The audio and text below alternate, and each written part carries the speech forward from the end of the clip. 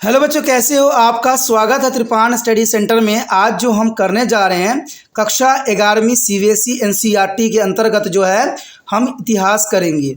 ये इतिहास काफ़ी महत्वपूर्ण रहेगा, जो कि आज हमारा चैप्टर है लेखन कला और शहरी जीवन या राइटिंग्स एंड सिटी लाइफ। बहुत काफ़ी महत्वपूर्ण है, जिसमें मेसोपोटामिया के विषय में हम विस्तार पूर्वक चर्चा करेंगे और जानेंगे हर एक पहलू। और ये टॉपिक कई मायने में हर एक क्लास के बच्चों के लिए महत्वपूर्ण रहेगा, चाहे वो सीबीएसई के बच्चे हो, चाहे नेक्स्ट के बच्चे हो, चाहे यूपी बिहार बोर्ड के बच्चे हो, इवन कि जो कंपटीशन तैयारी करते हैं उनके लिए भी ये काफ़ी महत्वपूर्ण रहने वाला है। आज जो हम करेंगे काफ़ी महत्वपूर्ण चैप्टर इतिहास के, जो कि सीबीएसई के अंतर्गत है और एनसीईआरटी है। कहते हैं लेखन कला और शहरी जीवन। ये चैप्टर काफ़ी महत्वपूर्ण है हिस्ट्री की, जिसमें हम एनालाइज आज करने वाले हैं कुछ क्वेश्चन जो काफ़ी महत्वपूर्ण रहेंगे एग्जाम व्यू से। और ये क्वेश्चन आपको पता है कि त्रिपान स्टडी सेंटर कुछ क्वेश्चनों को ही प्रायोरिटी देता है, और ये क्वेश्चन कई मायने में काफ़ी महत्वपूर्ण होते हैं, जो एग्ज़ाम व्यू से भी महत्व रखते हैं और ये समझने के लिए भी काफ़ी महत्वपूर्ण रखते हैं। त्रिपान स्टडी सेंटर का ये विश्वास है कि जो बच्चे इन क्वेश्चनों को कर लेते हैं, ऐसा नहीं होगा कि आप कोई क्वेश्चन करने लायक नहीं रहोगे। सभी क्वेश्चन आप बहुत ही आसानी से एग्ज़ाम में अटैम्प्ट कर पाओगे, क्योंकि देखा जाए तो कहते हैं कि अगर हम चैप्टरों के सार कर लेते हैं तो सारे क्वेश्चन का जो है हमें बहुत ही आसानी से हम आंसर दे सकते हैं। तो त्रिपान स्टडी सेंटर उसी सार को पकड़ने की कोशिश करता है, और जो आपके समक्ष प्रस्तुत करता है वो बहुत ही महत्वपूर्ण क्वेश्चन होते हैं और एक सार के तौर पे होता है। अब देखिए, मेसोपोटामिया है, एक नगर है। अब नगर में क्या क्या हो सकती हैं, कैसी इकोनॉमिक व्यवस्था होगी, कैसे वहाँ पर स्त्रियों की दशा होगी, कैसा यहाँ पर शहर नियोजन होगा, यहाँ की राजाएँ किस प्रकार थी, कैसे यहाँ पर जो है चलाया करते थे। तो इन सभी बातों को जो है हम कुछ क्वेश्चनों के अंतर्गत आपको समझाने की कोशिश करेंगे। और त्रिपान स्टडी सेंटर का ये विश्वास, अगर इन क्वेश्चनों को आप अच्छे से कर लेते हो तो 100% ये चैप्टर आपका क्लियर हो जाएगा। ये 100% गारंटी है।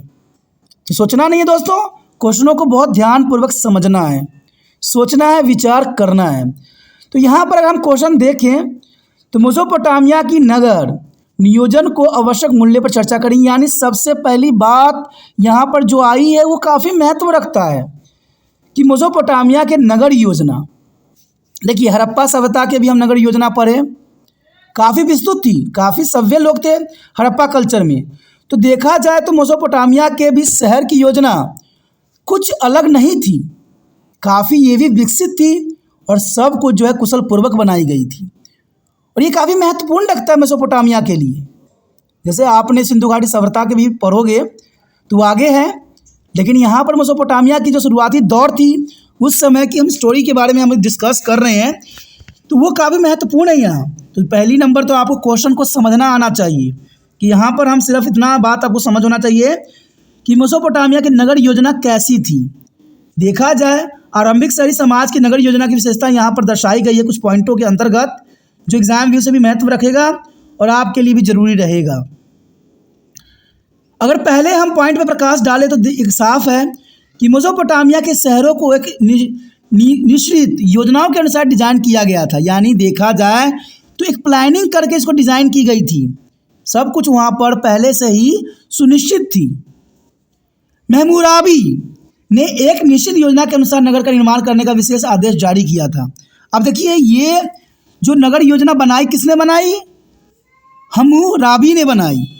ये नाम व्यक्ति का है जिसने जो है इस शहर को बनाने के लिए जो योजना बनाने के विशेष आदेश दिए। और हो सकता है उस समय ये राजा रहा हो या कोई विशेष रहा हो जो हम्मुराबी है। तो उसी के कहने पर जो है यहाँ पर मेसोपोटामिया के जो नगर योजना बनाई गई और इसको जो है लेखांतरित की गई। भवन को मजबूती पर विशेष ध्यान दिया गया। जर्नल सी बात है, ये काफ़ी महत्वपूर्ण इस समय की बात थी कि जो इमारतें बनाई गई थी, जो भवनें बनाई गई थी, उसको मजबूती पर विशेष ध्यान रखा गया था।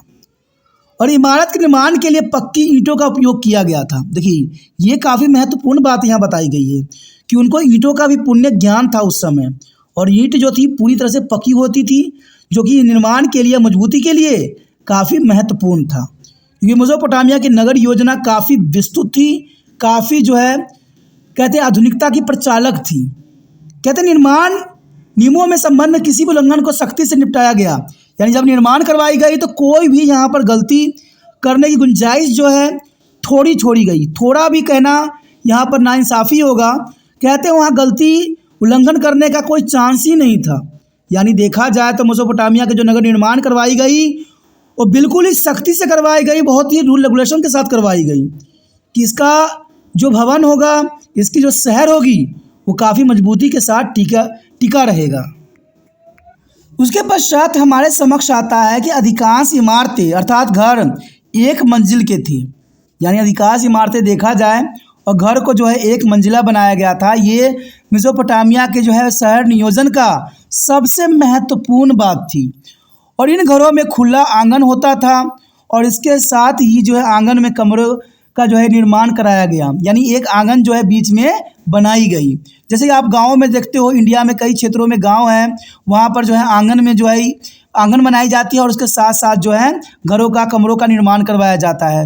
तो ये मेसोपोटामिया की सबसे महत्वपूर्ण विशेषताओं में से एक थी कि इनके अधिकांश इमारतों में एक मंजिले के थे और इनके घरों में खुला आंगन होता था और इसके साथ साथ जो है कमरों का निर्माण करवाया गया था, जो कि काफ़ी महत्व रखता है। कुछ लोग गर्मी से बचने के लिए अपने घरों में बेसमेंट भी बनवाते थे। अब देखिए बेसमेंट का भी प्रावधान मेसोपोटामिया में देखने को मिला। तो हम कैसे कह सकते हैं कि हमारे आधुनिक युग में हमारे पास विस्तृत टेक्नोलॉजी है। मेसोपोटामिया बहुत साल पुरानी कहानी है और इसमें देखिए बेसमेंट भी बनाई जाती थी गर्मियों से बचने के लिए। तो ये काफ़ी महत्वपूर्ण बात है कि कुछ लोग गर्मी से बचने के लिए अपने घरों में बेसमेंट भी बनवाते थे जो उनको गर्मियों से सुरक्षित रहते थे। कस्बों में है सड़कों भी पर्याप्त व्यवस्था थी। अगर देखा जाए कस्बों शहरों में तो यहाँ पर जो है सड़कों का निर्माण बहुत ही महत्वपूर्ण तरीके से सुयोजन और सिस्टमैटिक होती थी। तो देखा जाए मेसोपोटामिया का जो है नगर निर्माण जो व्यवस्था थी वो विस्तृत थी और आधुनिक जैसा थी। कहते हैं हम आधुनिक युग में आज अपने आप को बहुत हम महान कह रहे हैं, बट हम पुराने सभ्यताओं को अगर देखें तो वो हमसे भी आगे विकसित थी और हमसे भी काफ़ी उनका विकास जो था महत्वपूर्ण थी, लेकिन उनका भी विनाश हो गया। कहते हैं दोस्तों ये काफ़ी महत्वपूर्ण है। हड़प्पा कल्चर में भी ऐसी बात देखने को मिला कि उनकी भी सभ्यता बहुत ही काफ़ी महत्वपूर्ण थी, काफ़ी विस्तृत थी, लेकिन वो भी सभ्यता जो है पतन हो गई। मेसोपोटामिया का भी काफ़ी महत्वपूर्ण थी, काफ़ी विस्तृत सभ्यता थी, लेकिन देखा जाए तो ये भी विनाश के कगार पे पहुंच गया। जर्नल सी बात है, कोई भी सभ्यता तभी बनी रहती है जब वो सिस्टमैटिक चलती है और जो प्रकृति के साथ चलती है। कोई भी सभ्यता नष्ट होने का सबसे बड़ा कारण होता है कि हमारे नेचर के साथ और मनुष्य के साथ जो है तालमेल सही से नहीं बैठता। ये काफ़ी महत्वपूर्ण क्वेश्चन जो हमारे समक्ष आया है कि आप प्राचीन मेसोपोटामिया शहर किस के बारे में क्या जानते हैं। मेसोपोटामिया का एक शहर था किश।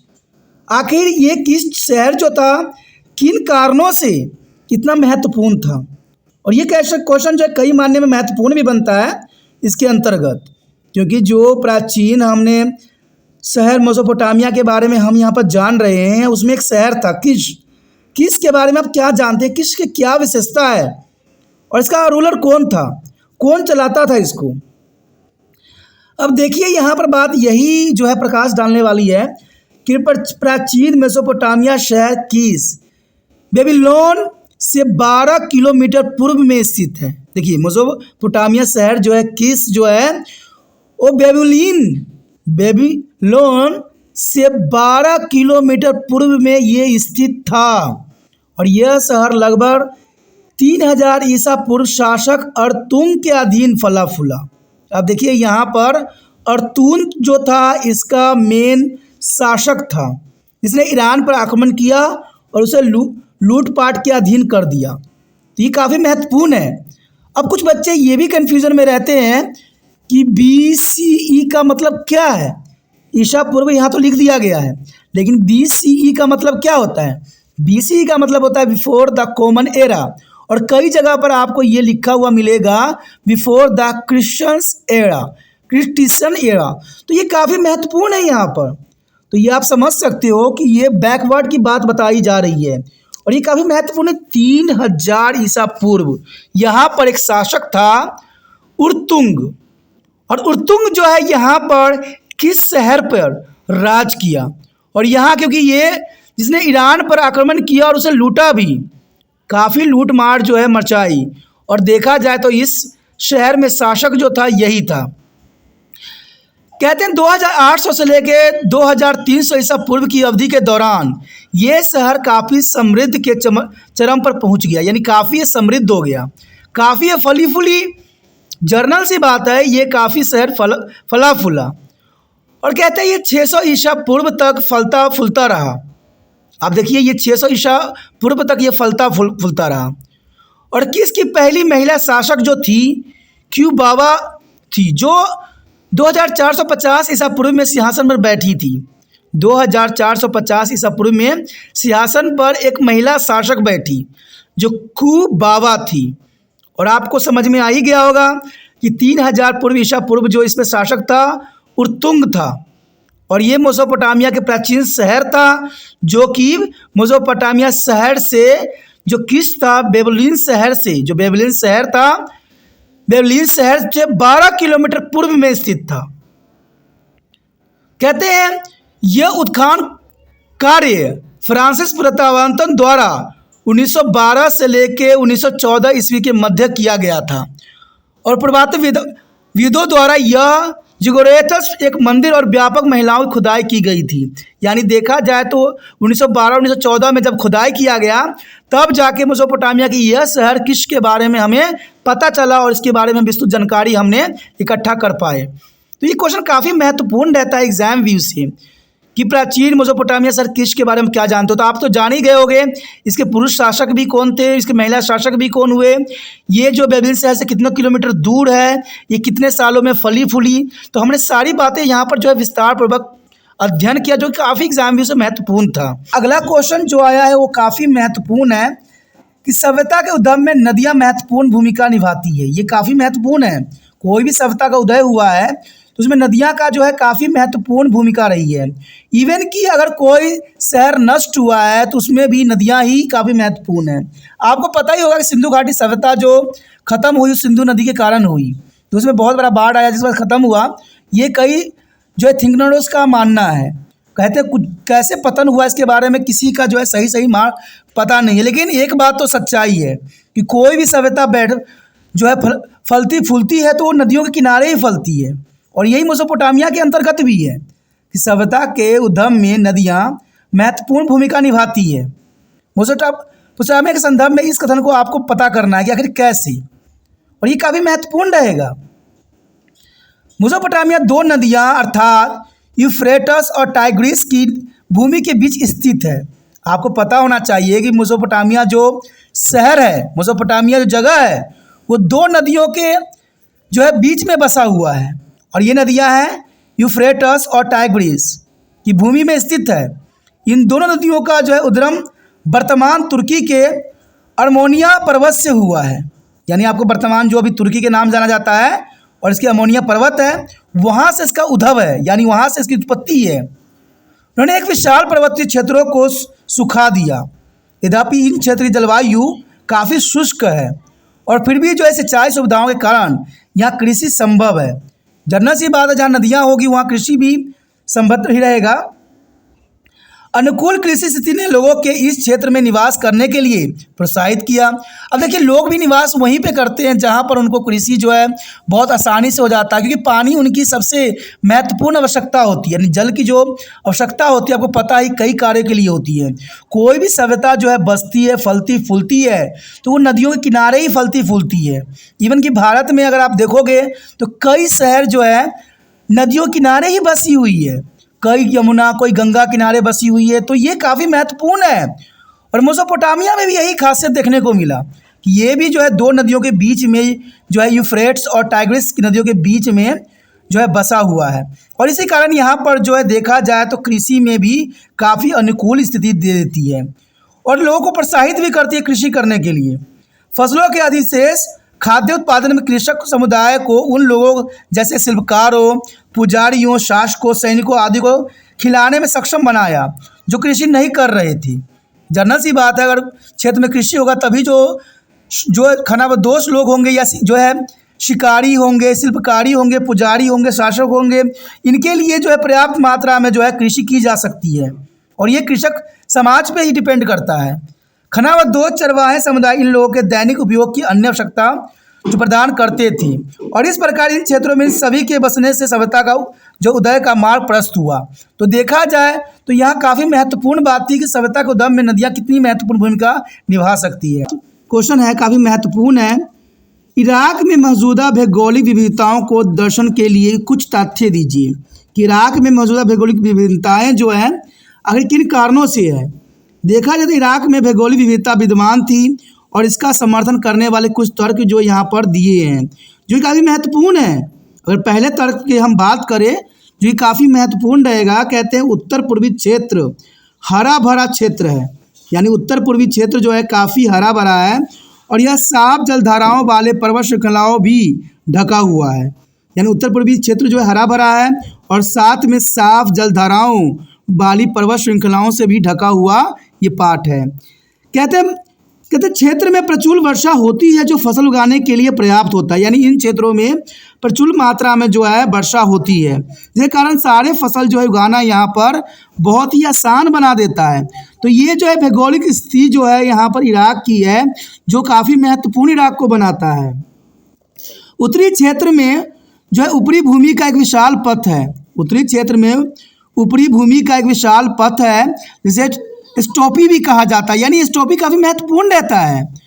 और इस क्षेत्र में पशुपालक निवास करते हैं, यानी पशुपालक जो है इन क्षेत्रों में अपनी काफ़ी महत्वपूर्ण योगदान देते हैं जो कृषि से बेहतर आजीविका प्रदान करते हैं। तो ये काफ़ी ज़रूरी है कि ऊपरी भूमि का एक विशाल पथ है जिसे हम स्टॉपी कहा जाता है और इन क्षेत्रों में पशुपालक निवास करते हैं। अगर हम अगले पॉइंट की बात करें तो ये भी काफ़ी महत्वपूर्ण है कि पूर्व में टाइग्रिस नदी और इसकी सहायक नदी बहती है जो ईरान के पर्वतीय क्षेत्र में संचार के मार्ग प्रदान कर। देखिए नदी से जो होता है संचार के मार्ग काफ़ी महत्वपूर्ण बना देते हैं, क्योंकि पहले के समय में जो है हमारे पास जो है एयर मार्ग नहीं थी, यानी वायु मार्ग नहीं था, तो जो है हम जल मार्ग का ही उपयोग करते थे और जल मार्ग संचार के जो है मार्ग के रूप में प्रदान करने के लिए काफ़ी महत्वपूर्ण था। इसे इराक में देखा जाए तो भौगोलिक स्थिति के अंतर्गत ये काफ़ी महत्वपूर्ण बात है और काफ़ी ज़रूरी है। अगला क्वेश्चन आया है जो काफ़ी महत्वपूर्ण है। हम यहाँ पर कुछ क्वेश्चनों को जो है प्रकाश डाल रहे हैं जो एग्ज़ाम व्यू से काफ़ी महत्वपूर्ण है। यहाँ पर क्वेश्चन यही आया है, काफ़ी महत्व रखता है कि मेसोपोटामिया के दक्षिण एवं उत्तर पूर्वी क्षेत्र में महत्व के बारे में बताएं कि मेसोपोटामिया के दक्षिण और उत्तर पूर्वी क्षेत्र की क्या महत्ता है। ठीक है, मेसोपोटामिया तो आप जान गए होंगे। मेसोपोटामिया के दक्षिण और उत्तर पूर्वी शहरों के कुछ महत्व को बताना है कि किन महत्व के कारण ये क्षेत्र जो है काफ़ी महत्व रखता है। मेसोपोटामिया का दक्षिण क्षेत्र रेगिस्तानी है। अब जनरल सी बात है, रेगिस्तानी है तो यहाँ पर कुछ भी होना संभव नहीं है, लेकिन ऐसा नहीं है। देखा जाए मेसोपोटामिया का दक्षिण क्षेत्र बेशक ही रेगिस्तानी है, लेकिन यहाँ पर यूफ्रेट्स और टाइग्रिस नदी यहाँ के शहरी जीवन को सहारा देती है, क्योंकि कोई भी नदी जो है, मैंने आपको पहले ही बताया था कि मेसोपोटामिया शहर जो है दो नदियों के बीच में स्थित है, यूफ्रेट्स और टाइग्रिस, और ये नदी जो है यहाँ के शहरी जीवन को सहारा देती है। सारे गतिविधियाँ जो होता है इन दो नदियों के कारण ही संभव हो पाया है, और ये नदियाँ क्षेत्र में बाढ़ लाकर अपनी गाद जमा कर देती है। और देखा जाए तो इन नदियों में अक्सर बाढ़ आते रहते हैं, और आपने सुना भी होगा कि बाढ़ आता है तो उसमें जान माल की तो हानि पहुँचती ही पहुँचती है, जो एक संभावित बात है और ये स्वाभाविक है। लेकिन जब बाढ़ आती है तो एक और भी महत्वपूर्ण बात रहती है कि जब बाढ़ आती है तो वो अपने साथ महत्वपूर्ण मिट्टी को भी साथ में लेके आती है, और ये मिट्टी काफ़ी महत्वपूर्ण होता है। किस लिए होती है? क्योंकि इससे मिट्टी की उपजाऊ बना देती है। ये मिट्टी जो है काफ़ी मायने में उस क्षेत्र को काफ़ी उपजाऊ बना देती है, इसलिए जब बाढ़ आती है तो अपने साथ गाद लेके आती है। और यही बात यहाँ पर मेसोपोटामिया के क्षेत्रों में भी देखने को मिला, जो कि यहाँ के शहरी जीवन के लिए दो नदियाँ जो है सहारा प्रदान करती है, यूफ्रेट्स और टाइग्रिस नदियाँ। कहते हैं जब यूफ्रेट्स नदियाँ रेगिस्तान में प्रवेश करती है तो यह छोटे छोटे चैनलों में विभाजित हो जाती है। यानी ये काफ़ी महत्वपूर्ण बात है कि जब यूफ्रेट नदियाँ रेगिस्तान में प्रवेश करती है तो ये छोटे छोटे चैनलों में विभाजित होती है। अब देखिए दोस्तों, चैनल में विभाजित होने का मतलब है कि हर क्षेत्र को जो है पानी मिल जाता है और वहाँ पर कृषि करना बहुत ही स्वाभाविक बना देता है। तो इसीलिए मेसोपोटामिया जो है इतनी विकसित शहर था, रेगिस्तान होने के पश्चात भी यहाँ पर कोई चीज़ की कमी नहीं थी, क्योंकि ये नदियाँ जो है इनको सपोर्ट करते थे और ये नदियाँ जो है छोटी छोटी चैनलों में विभाजित हो जाती थी और ये नदी चैनल अतीत में सिंचाई की सुविधा प्रदान करती थी, जिससे यहाँ पर गेहूँ, जौ, मटर, मसूर जैसे फसलें बहुत आसानी से उगाई जा सकती थी। देखा जाए तो आप समझ सकते हो कि रेगिस्तान होने के पश्चात भी ये क्षेत्र काफ़ी फली फूली, क्योंकि यहाँ पर 2 नदियों का सपोर्ट था और यहाँ गेहूँ, जौ, मटर, मसूर जैसे फसल उगाना आसान कर दिया, जो काफ़ी महत्वपूर्ण है। हालांकि पर्याप्त वर्षा नहीं होती थी, यहाँ पर देखा जाए तो पर्याप्त मात्रा में वर्षा नहीं होती थी, क्योंकि यहाँ पर सिर्फ यहाँ के जनजीवन जो चलती थी तो वही 2 नदियों के सहारे चलती थी। यहाँ पर जो देखा जाए तो वर्षा की जो मात्रा है अपर्याप्त होती थी। कहते उत्तर पूर्वी क्षेत्र में मेसोपोटामिया के जो है स्टॉपी क्षेत्र में भेड़ बकरियाँ चराई जाती थी, यानी यहाँ पर भेड़ बकरियों के लिए काफ़ी स्थान जो थे और इन क्षेत्रों में दूध, ऊन, मांस का उत्पादन बड़ी मात्रा में होती थी, यानी इन क्षेत्रों में दूध और ऊन का जो है बड़ी मात्रा में जो है उत्पादन होती थी। इवन कि देखा जाए कि दूध, ऊन के साथ साथ यहाँ पर जो है मछली भी प्रचुर मात्रा में उपलब्ध थी। तो देखा जाए 2 नदियाँ थी तो 2 नदियों में मछलियों का होना एक आम बात है। कहते खजूर गर्मियों में फल प्रदान करता था और इन तथ्यों को ध्यान में रखते हुए हम निष्कर्ष निकाल सकते हैं कि मेसोपोटामिया के लिए क्षेत्र अत्यंत महत्वपूर्ण थे। तो आप समझ गए होंगे कि मेसोपोटामिया के दक्षिण एवं पूर्वी क्षेत्र की क्या महत्व थी। ये काफ़ी महत्वपूर्ण था वहाँ के जनजीवन के लिए और कहते हैं जितनी सपोर्ट थी इन क्षेत्रों में थी। कहते हैं रेगिस्तान होने के पश्चात भी ये क्षेत्र काफ़ी महत्वपूर्ण इसलिए था क्योंकि यहाँ पर 2 नदियाँ यूफ्रेट्स और टाइग्रिस जो थी बहती थी और ये नदियाँ बहती तो थी, साथ में ये छोटे छोटे नालों में परिवर्तित हो जाती थी, जिससे हर क्षेत्र में कृषि करना बहुत ही आसान हो गया, जिससे ये सभ्यता काफ़ी फली फूली और काफ़ी चरम सीमा तक पहुँची और यहाँ पर हर चीज़ जो है बहुत ही आसानी से किया जा सकता था। तो ये क्वेश्चन काफ़ी महत्वपूर्ण था एग्ज़ाम व्यू से और ये आपको लिखना भी चाहिए, सोचना भी चाहिए और समझना भी चाहिए, ठीक है, और ये काफ़ी महत्व रखता है। अगला क्वेश्चन जो हमारे समक्ष आया है वो काफ़ी महत्वपूर्ण है कि मेसोपोटामिया की सभ्यता के बारे में प्राचीन कहानियाँ में क्या बताती है। देखिए प्राचीन कहानी जो लिखी गई थी वो कई मायने में देखा जाए तो वहाँ के रहन सहन, खान पीन, वहाँ की व्यवस्थाओं के बारे में बताई गई, क्योंकि कोई भी कहानी हम वहाँ के रहन सहन, उनकी आदतें, उनकी जो है बुराइयाँ, अच्छाइयाँ, इन्हीं चीज़ों को जो है रिप्रेजेंट करती हैं। तो जनरल सी बात है मेसोपोटामिक सभ्यता के जो है प्राचीन कहानियाँ हमें बहुत कुछ बताती है और बहुत कुछ हमें समझाती भी है। मेसोपोटामिया की प्राचीन कहानियाँ जानकारी के बहुमूल्य स्रोत हैं, क्योंकि इन्हीं कहानियों से हम उनके बारे में विस्तार पूर्वक अध्ययन कर पाते हैं। क्योंकि आपको पता है कि उस समय के व्यक्ति तो जीवित नहीं रह गए, लेकिन उनके द्वारा उपयोग किए गए जो प्राचीन बहुमूल्य चीज़ें हैं उनसे हम बहुत कुछ अनुमान लगा सकते हैं। क्योंकि जर्नल सी बात है उनकी आदत कैसी थी, वो किस वातावरण में रहते थे, उनकी जीवन किस तरह लग्जरी थी कि उनकी जो है अपसेट भरी थी। तो ये सब बातें हमारे वहाँ पर खुदाई में मिली चीज़ों से हम पता करते हैं। और मेसोपोटामिया की सभ्यता के कहानियाँ जो है बहुत कुछ बयां करती है। कहानियों के अनुसार मेसोपोटामिया 2 नदियाँ यानी टाइग्रिस और यूफ्रेट के बीच स्थित था और इससे हमने पूरा अनुमान लगा लिया कि यहाँ पर 2 नदियाँ बह रही थी। इसका मतलब था कि यहाँ एग्रीकल्चर की जो प्रावधान होगा वो बहुत उत्तम किस्म का होगा और ये सच्चाई भी है कि ये मेसोपोटामिया 2 नदी टाइग्रिस और यूफ्रेट के बीच स्थित था। मेसोपोटामिया अपने समय की उन्नत सभ्यताओं में से एक थी। आपको पता है कि भारत में अगर देखा जाए तो हड़प्पा सभ्यता काफ़ी उच्चम कोटि की थी, लेकिन यहाँ पर अगर हम देखें तो मेसोपोटामिया अपने समय काल में काफ़ी महत्वपूर्ण सभ्यता थी और इसका समाज 3 वर्गों में विभाजित था, जो आज के समय भी ये 3 वर्ग देखने को मिलता है। वो वर्ग थे उच्च वर्ग, मध्यम वर्ग और निम्न वर्ग। और ये आपको पता है आधुनिक युग में भी आपको देखने को मिलता है कि आपको जो है पुअर देखेंगे, मिडिल क्लास के देखेंगे और रिच क्लास के जो व्यक्ति आपको दिखेंगे। तो उस समय मेसोपोटामिया के समय काल में भी कुछ क्लासों को इसी रूप में वर्गों को विभाजित किया गया था, जो काफ़ी महत्वपूर्ण था। तो आप समझ गए होंगे कि मेसोपोटामिया सभ्यता के जो है कहानियाँ हमें बहुत कुछ बताती है वहाँ की सभ्यता, वहाँ के रहन सहन, वहाँ का जीवन कला, वहाँ की जो कृषि पद्धति थी, इन सभी बातों को जो उजागर करते हैं। अब चलिए देखते हैं कि उच्च वर्ग, मध्य वर्ग और निम्न वर्ग में क्या डिफरेंस थे और किस प्रकार ये उस समय अपना जीवन यापन करते थे। तो ये काफ़ी महत्वपूर्ण बात रहेगा। चलिए इन पे भी हम प्रकाश डालने की कोशिश करें। अगर आगे बात करें तो देखा जाए तो उच्च वर्ग के लोग आराम और विलासिता से भरा जीवन व्यतीत करते थे और विशेष अधिकार का भी आनंद लेते थे। मेसोपोटामिया में एक खास बात थी कि जो लोग उच्च वर्ग में आते थे उनका जीवन आरामदायक और विलासिता भरा थी और उनको विशेष अधिकार दिए गए थे जिसका वो आनंद लेते थे। और देखिए आज के आधुनिक युग में भी कुछ इसी प्रकार की व्यवस्था हमें देखने को मिलता है।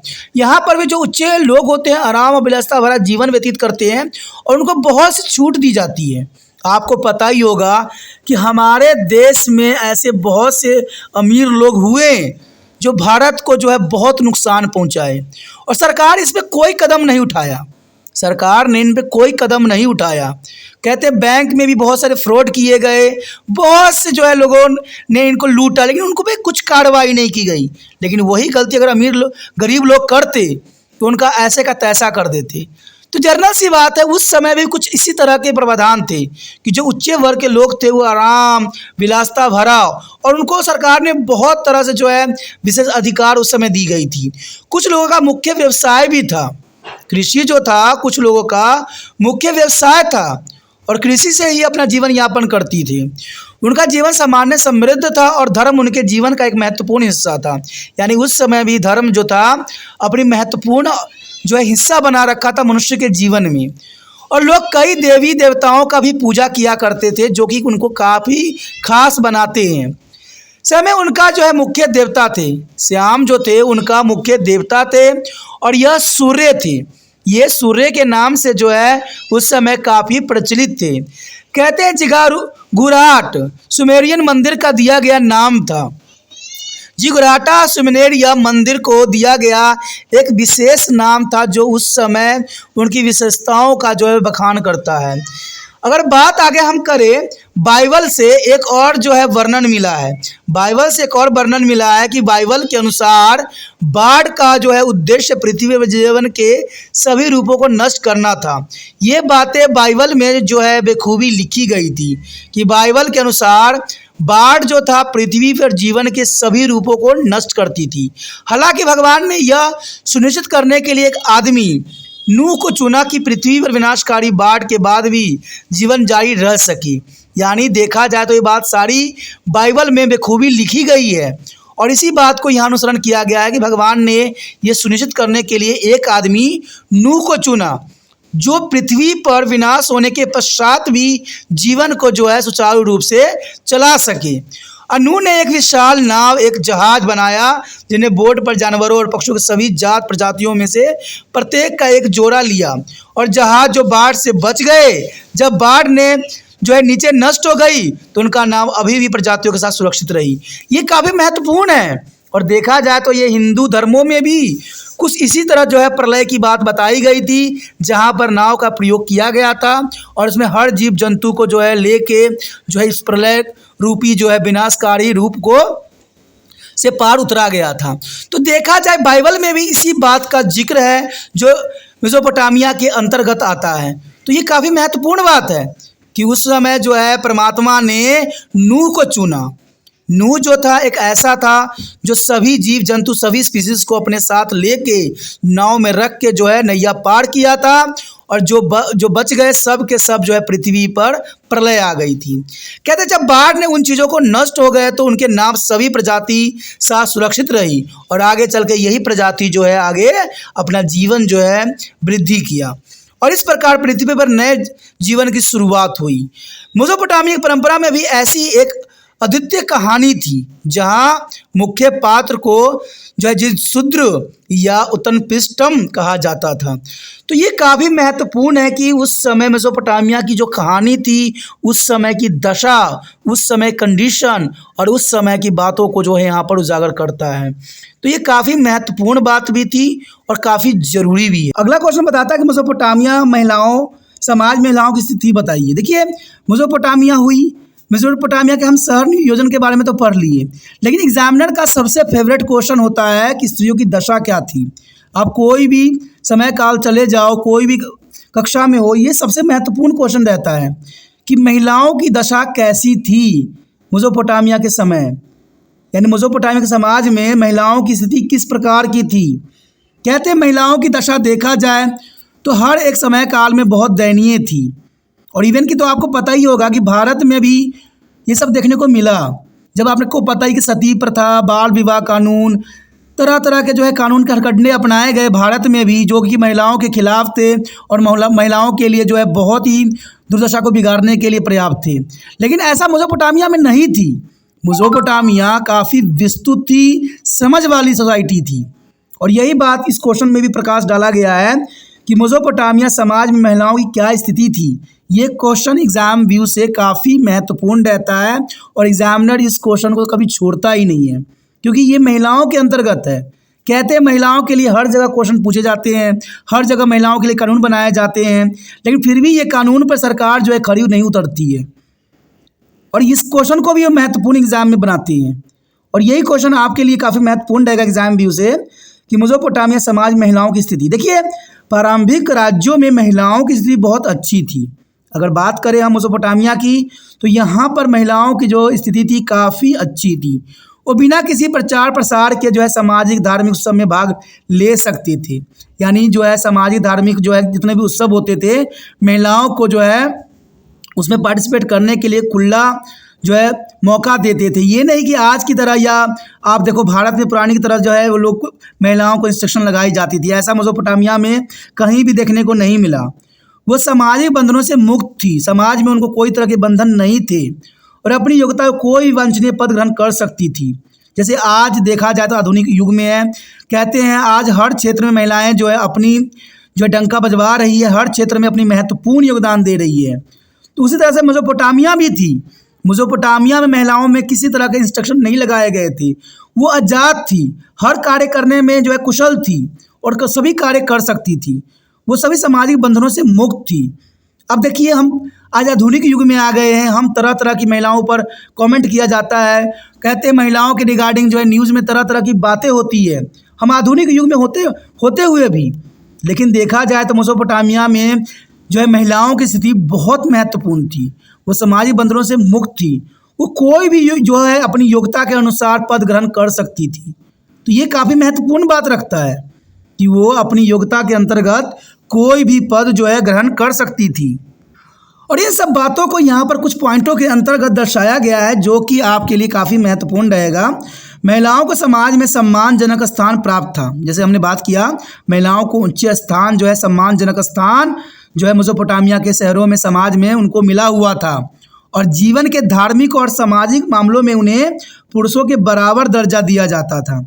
ये काफ़ी महत्वपूर्ण बात है कि जीवन के धार्मिक और सामाजिक मामलों में उन्हें पुरुषों के बराबर दर्जा दिया जाता है। जनरल सी बात है, महिलाओं को हर प्रकार का दर्जा मिलना ही जरूरी है, क्योंकि महिलाएं भी तो कहते हैं हमारे समाज के पार्ट होती हैं। लेकिन आज उन लोगों पे मुझे दुख होता है जो महिलाओं को गलत समझते हैं, गलत करते हैं। ठीक है, महिलाएं अपना स्वयं का व्यापार स्थापित करने के लिए स्वतंत्र थी। महिलाएं अपनी व्यापार कर सकती थी, कोई भी वस्तु का जो व्यापार करने में वो सक्षम थी और स्वतंत्र थी। यहाँ तक कि पुरुष या महिलाओं के दास भी रख सकती थी, यानी महिलाओं के अंडर पुरुष काम करते थे। ये काफ़ी महत्वपूर्ण है कि महिलाएं उस समय मेसोपोटामिया के समय इतनी सशक्त थी, इतनी मजबूत थी कि वो पुरुषों या महिलाओं को अपने दास रख सकती थी। दास का अर्थ है स्लैव, और स्लैव का मतलब है नौकर, यानी महिलाएं अपने नौकर रखती थी।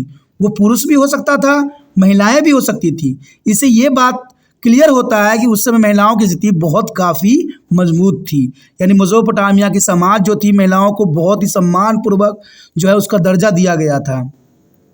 इवन कि देखा जाए पति की मृत्यु की स्थिति में उन्हें पुण्य विवाह की अनुमति दी गई थी। देखिए, ये काफ़ी महत्वपूर्ण है। जैसे भारत में सती प्रथा फेमस थी, सती प्रथा होती थी, वैसे मेसोपोटामिया में नहीं था।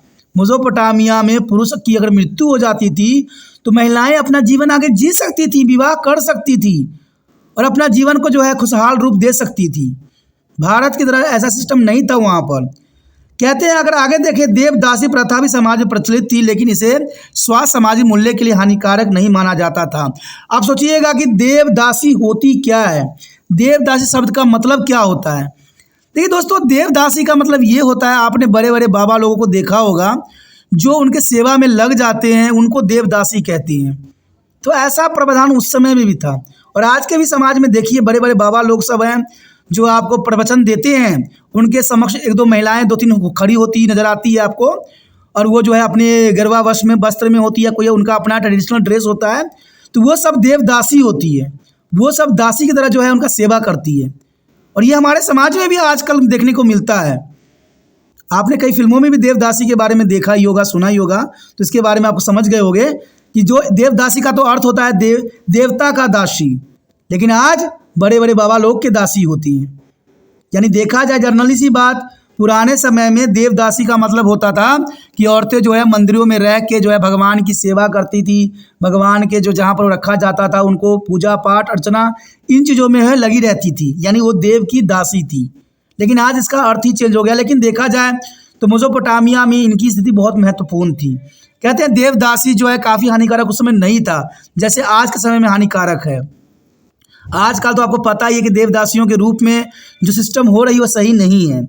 देखा जाए तो पति की मृत्यु की स्थिति में वो उसकी संपत्ति के संरक्षण बन गए, यानी जर्नल सी बात है, उस समय उनको संपत्ति का भी अधिकार था। अगर उनके पति मर जाते थे तो सारा संपत्ति जो था महिलाओं के अंडर चली जाती थी।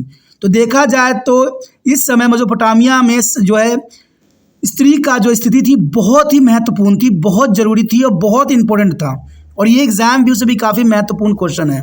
लेकिन हमारा अगला क्वेश्चन जो आया है जो काफ़ी महत्वपूर्ण है कि आप उरुक के बारे में क्या जानती हैं। देखिए काफ़ी महत्वपूर्ण क्वेश्चन है। कहते हैं अगर आप मेसोपोटामिया के बारे में जानते हो तो, अगर उरुक के बारे में नहीं जानते हो तो ये काफ़ी अधूरी बात रह जाती है, क्योंकि देखा जाए तो मेसोपोटामिया के जो क्षेत्रफल थे उसमें उरुक का जो है काफ़ी महत्वपूर्ण शहर था, और ये काफ़ी महत्वपूर्ण बात रखता है यहाँ पर। ये कई एनसीईआरटी की किताब में बुक में जो है बात साफ लिखी गई है, और इसके बारे में क्वेश्चन एग्जामिनर हमेशा बनाता ही है। अगर हम बात करें उरुक के बारे में, उरुक कौन है, तो कहते हैं आधुनिक राजनीतिक बगदाद से लगभग, आधुनिक राजधानी देखिए बगदाद की बात की जा रही है, बगदाद से लगभग 2500 किलोमीटर दक्षिण पूर्व में एक जो है यूफ्रेटिस नदी के तट पर स्थित उरुक एक प्राचीन मेसोपोटामिया शहर है। तो आप समझ गए होंगे कि उरुक क्या है। ये आधुनिक राजधानी बगदाद से अगर आप 250 किलोमीटर की दूरी पे अगर चलोगे दक्षिण पूर्वी साइड में, जहाँ पर आपको एक नदी मिलेगा यूफ्रेट्स, तो यूफ्रेट नदी के तट पर जो है एक प्राचीन शहर है जो मेसोपोटामिया के अंडर आता है, वही उरुक है। तो ये काफ़ी महत्वपूर्ण बात थी। यह लगभग देखा जाए तो 3000 ईसा पूर्व अस्तित्व में आया, यानी देखा जाए तो इसका जो अस्तित्व है 3000 ईसा पूर्व लिया गया है, और इसमें समकालीन दुनिया का सबसे व्यापक शहर माना जाता है कि मेसोपोटामिया के जो शहर हैं उनमें सबसे महत्वपूर्ण और सबसे व्यापक ये शहर है, और इसका जो अस्तित्व में आया 3000 साल पहले ही आया है। कहते हैं उरुक देखा जाए तो 250 हेक्टेयर क्षेत्रफल में फैला हुआ है, और ये सिंधु घाटी सभ्यता की तुलना में इसका आकार दुगना है। अगर आप सिंधु घाटी सभ्यता जो कि भारत की सभ्यता है अगर उससे तुलना करोगे तो जनरल सी बात है कि ये दुगनी है। सिंधु घाटी सभ्यता के तुलना में इसका आकार जो है दुगना है, काफ़ी बड़ी है, और ये सभ्यता काफ़ी महत्वपूर्ण भी थी। कहते हैं शहर का विस्तार लगभग 2800 ईसा पूर्व हुआ था, यानी ये जो उरुक शहर है इसका विस्तार अगर हम देखें तो 2800 ईसा पूर्व के आसपास माना गया है, और ये क्षेत्रफल बढ़कर लगभग 400 हेक्टेयर हो गया है। तो जनरल सी बात है, पहले 250 हेक्टेयर थी, लेकिन ये जो है 400 हेक्टेयर हो गया है, और उस समय यहाँ लगभग जो है 50,000 से लेकर 80,000 लोग निवास करते थे। तो ये काफ़ी और महत्वपूर्ण बना देता है उरुक शहर को, जहाँ पर 50,000 से लेकर 8,000 लोग जो थे निवास करते थे 400 हेक्टेयर ज़मीन पे। तो ये काफ़ी महत्वपूर्ण है। आगे अगर हम बात करें तो कहते हैं सुमेरियन राजा एमरेकर इस शहर के स्थापक था। यानी देखा जाए तो उरुक का स्थापना किसने किया था? सुमेरियन का राजा एमेरेकर ने किया था। जो सुमेरियन था उसका राजा एमेरेकर ने इस शहर का स्थापना किया उरुक का, और उन्होंने यहाँ एक प्रसिद्ध देवी इन्ना का मंदिर भी बनवाया। यानी देखा जाए तो इन्ना के मंदिर जो है सुमेरियन राजा एमेरेकर ने बनवाया, और ये स्थापक भी थे जो है उरुक शहर का। तो ये और भी महत्वपूर्ण बात बनता है। और इस जो है नगर का एक अन्य प्रसिद्ध शासक जो है गिलगामेश था। गिलगामेश कौन था, इसके बारे में क्या डिटेल है, हम आने वाले क्वेश्चनों में इसके बारे में विस्तार पूर्वक चर्चा करेंगे। ठीक है, और भी बहुत काफ़ी दिलचस्प रहेगा कि गिलगामेश कौन था, इसकी क्या विशेषता थी। यानी देखा जाए तो गिलगामेश, आपने यहाँ पर थोड़ी बात प्रकाश पढ़ ही चुका है कि गिलगामेश जो था उरुक का एक प्रसिद्ध राजा था। लेकिन काफ़ी प्रसिद्धि इसको क्यों मिली, क्या कारणों से मिली, कहते हैं किसी की प्रसिद्धि क्यों मिलती है, तो इसका जो है आगे हम विस्तार पूर्वक चर्चा करेंगे। उसने उरुक को अपने साम्राज्य की राजधानी भी घोषित किया, जो कि और भी महत्वपूर्ण बात यहाँ पर रखता है। किसी भी आक्रमण से भूमि की रक्षा के लिए उसने इसके चारों ओर एक विशाल शहर का निर्माण किया। तो ये जो था काफ़ी महत्वपूर्ण बात था कि उरुक जो था चारों तरफ से संरक्षित थी। कारण क्या था कि बाहरी आक्रमण की रक्षा के लिए इसने चारों ओर से एक विशाल शहर का निर्माण करवाया, जिसे पहला हमला जो है शहरों पर हो, जो है इसकी कोई जो है भूमि पे या कोई भी महल पर कोई तरह के जो है क्षतिघात न हो। यहाँ उरुक में जो है युद्धबंदी को शासक के लिए मंदिर निर्माण के लिए अनिवार्य श्रम करना पड़ता था। तो ये भी बहुत काफ़ी महत्वपूर्ण है कि युद्धबंदी को शासक के लिए जो है, जो युद्धबंदी का मतलब समझ गए होंगे क्या मतलब हुआ इसका। युद्धबंदी का मतलब दोस्तों होता है जो युद्ध में पकड़े गए सैनिक थे उनका जो है उपयोग मंदिरों के निर्माण में श्रम करवाया जाता था। तो ये काफ़ी महत्वपूर्ण थी इस समय उरुक साम्राज्य की जो रणनीति थी। जो युद्ध में पकड़े जाते थे सैनिक, उनसे जो है ये मंदिर निर्माण में श्रम का जो है कार्य करवाते थे, और बदले में उन्हें अनाज के रूप में भुगतान किया जाता था। और आम लोग अपने शासक के आदेश के अनुसार पत्थर निकालने और मिट्टी ईंट बनाने आदि में लगे होते थे। यानी जो शासक कहता था उसी प्रकार के कार्य जो है इन जो उरुक शहर के निवासी करते थे। तो ये काफ़ी महत्वपूर्ण रखता है बात। और उरुक को प्रौद्योगिकी के क्षेत्र में भी जो है मूलभूत प्रगति की। यानी देखा जाए तो ये टेक्नोलॉजी में भी पीछे नहीं था, इसमें भी काफ़ी जो है मूलभूत पूर्व प्रगति हुई। कहते कुम्हार के पहिए के आविष्कार से उद्योग के क्षेत्र में क्रांतिकारी परिवर्तन आया, और बड़े पैमाने पर बर्तन बनाने में भी मदद मिली। तो देखा जाए तो ये शहर जो थी उरुक काफ़ी महत्वपूर्ण थी, टेक्नोलॉजी के अंतर्गत भी और संसाधनों के अंतर्गत भी। यहाँ पर हमारा जो अगला क्वेश्चन आया है काफ़ी महत्वपूर्ण है कि बेबीलोन शहर की मुख्य विशेषता क्या थी। बेबीलोन, देखिए बेबीलोन शहर जो था उसकी क्या विशेषता थी, ये काफ़ी महत्वपूर्ण रखता है यहाँ पर। अगर हम बात करें तो कहते हैं मेसोपोटामिया के प्राचीन इतिहास में बेबीलोन शहर की उत्कृष्ट भूमिका निभाई थी। क्योंकि जनरल सी बात है, अगर हम मेसोपोटामिया के बारे में पढ़ रहे हैं, जान रहे हैं, अगर हम बेबीलोन शहर को अगर छोड़ देते हैं तो यह अधूरा रहेगा। क्योंकि देखा जाए मेसोपोटामिया के प्राचीन इतिहास में जो है बेबीलोन शहर का बहुत ही महत्वपूर्ण भूमिका है, और इसके ही इर्द गिर्द सारे गतिविधियाँ निहित रहती है। तो ये काफ़ी और भी महत्वपूर्ण बन जाती है कि बेबीलोन शहर का जो है उत्कृष्ट भूमिका रही है। और ये अकर शासक सरगोन था।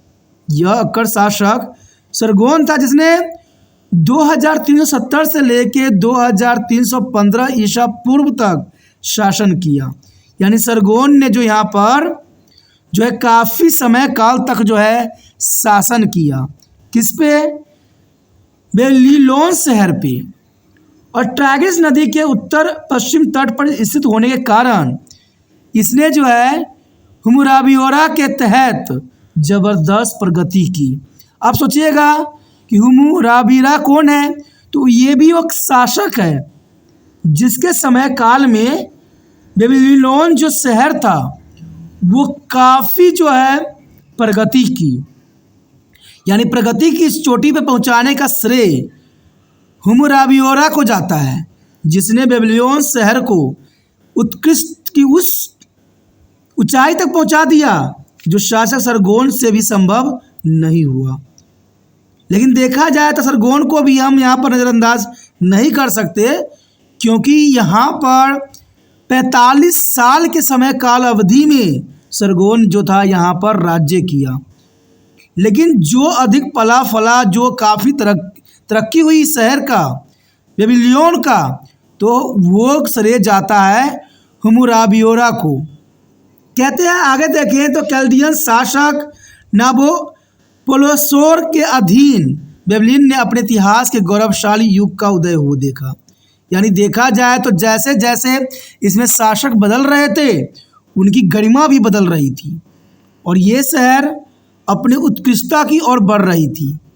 जहाँ पर हुमुराबियोरा ने काफ़ी जो है प्रगति कराई, लेकिन यहाँ पर अगर हम देखें तो कैल्डियन शासक नाबोपोलोसोर के अधीन बेबीलोन के इतिहास में सबसे स्वर्ण युग के नाम से जाना जा सकता है।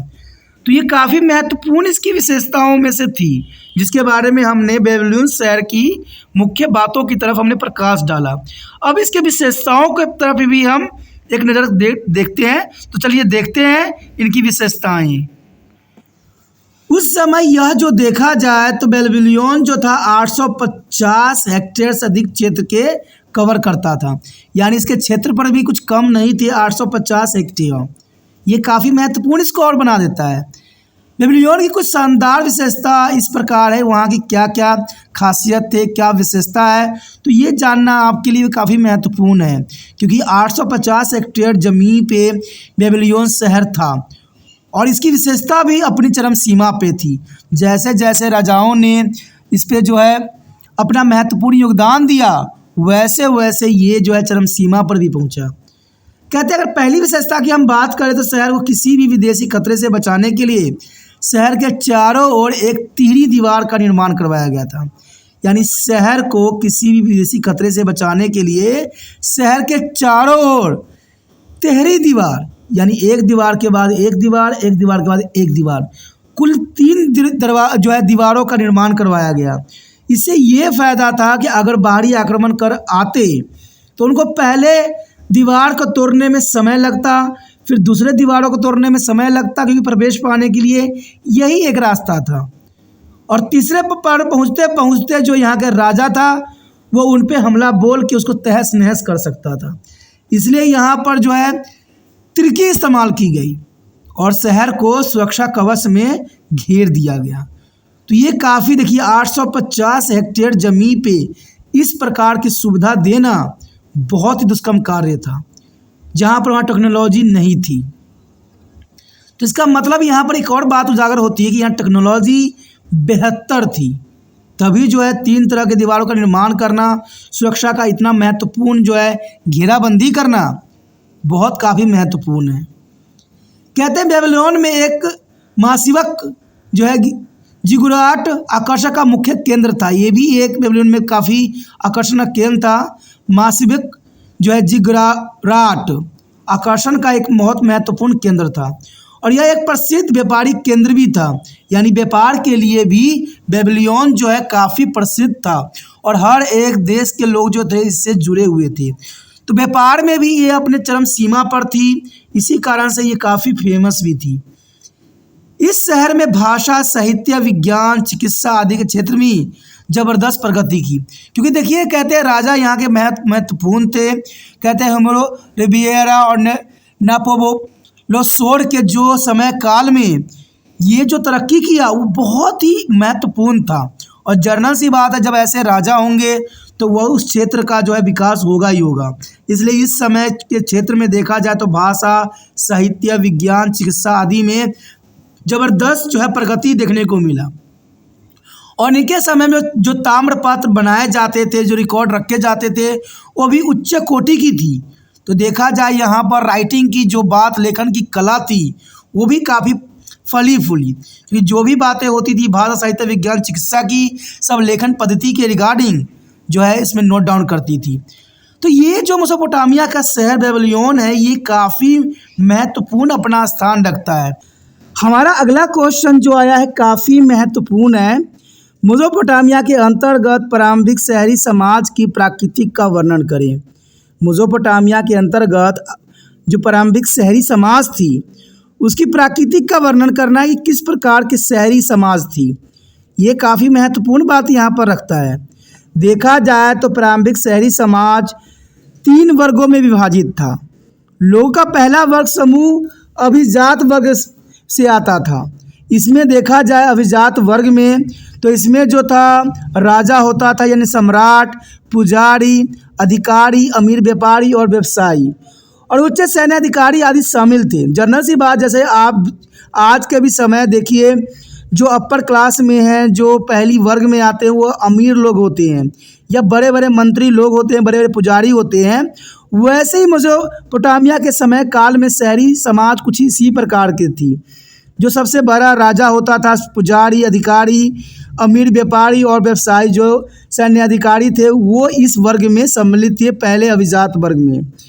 कहते हैं ये लोग जो थे विलासतापूर्ण जीवन व्यतीत करते थे, यानी लग्जरी लाइफ को जो है रखते थे। ये काफ़ी महत्वपूर्ण था उस समय, और शानदार इमारतें और महलों में रहते थे। इनकी इमारत जो थी शानदार थी और बहुत ही महंगे होते थे, और ये लोग महंगे कपड़े पहनते थे और स्वादिष्ट भोजन का आनंद लेते थे।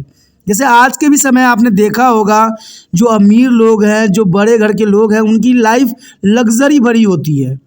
सेम ऐसा ही कंडीशन मेसोपोटामिया के समय काल में भी था कि ये लोग जो थे हर तरह के सुख सुविधाओं से परिपूर्ण थे। इस वर्ग के लोगों की सेवा करने के लिए स्त्री पुरुष दासों द्वारा की जाती थी। यानी देखा जाए तो अभिजात वर्ग के सेवा करने के लिए यहाँ पर स्त्री पुरुष दासों का भी प्रबंधन था। जैसे आज के समय देखिए बड़े बड़े घरों में नौकर रखने की प्रावधान है, वही सेम कंडीशन मेसोपोटामिया के शहरी योजनाओं में भी देखने को मिला। दूसरे वर्ग के लोगों में छोटे पैमाने के व्यापारी होते थे, कारीगर होते थे, राज्य के अधिकारी, बुद्धिजीवी आदि शामिल थे।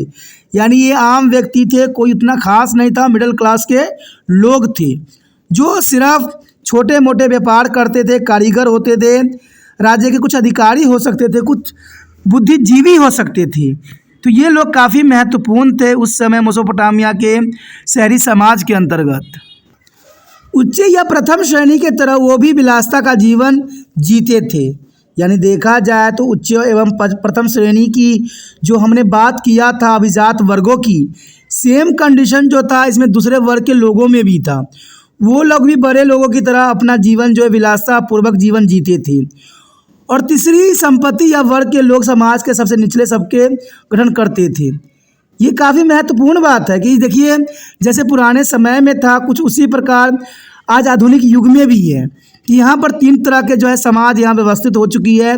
एक जो है अपर क्लास की होती है, मिडिल क्लास की होती है, लोअर क्लास की लोग होती हैं। और जनरल सी बात है लोअर क्लास का जो कार्य प्रणाली होती है अपर और मिडिल क्लास लोगों की सेवा करना होता है। सेम मेसोपोटामिया में भी इसी तरह के प्रावधान था।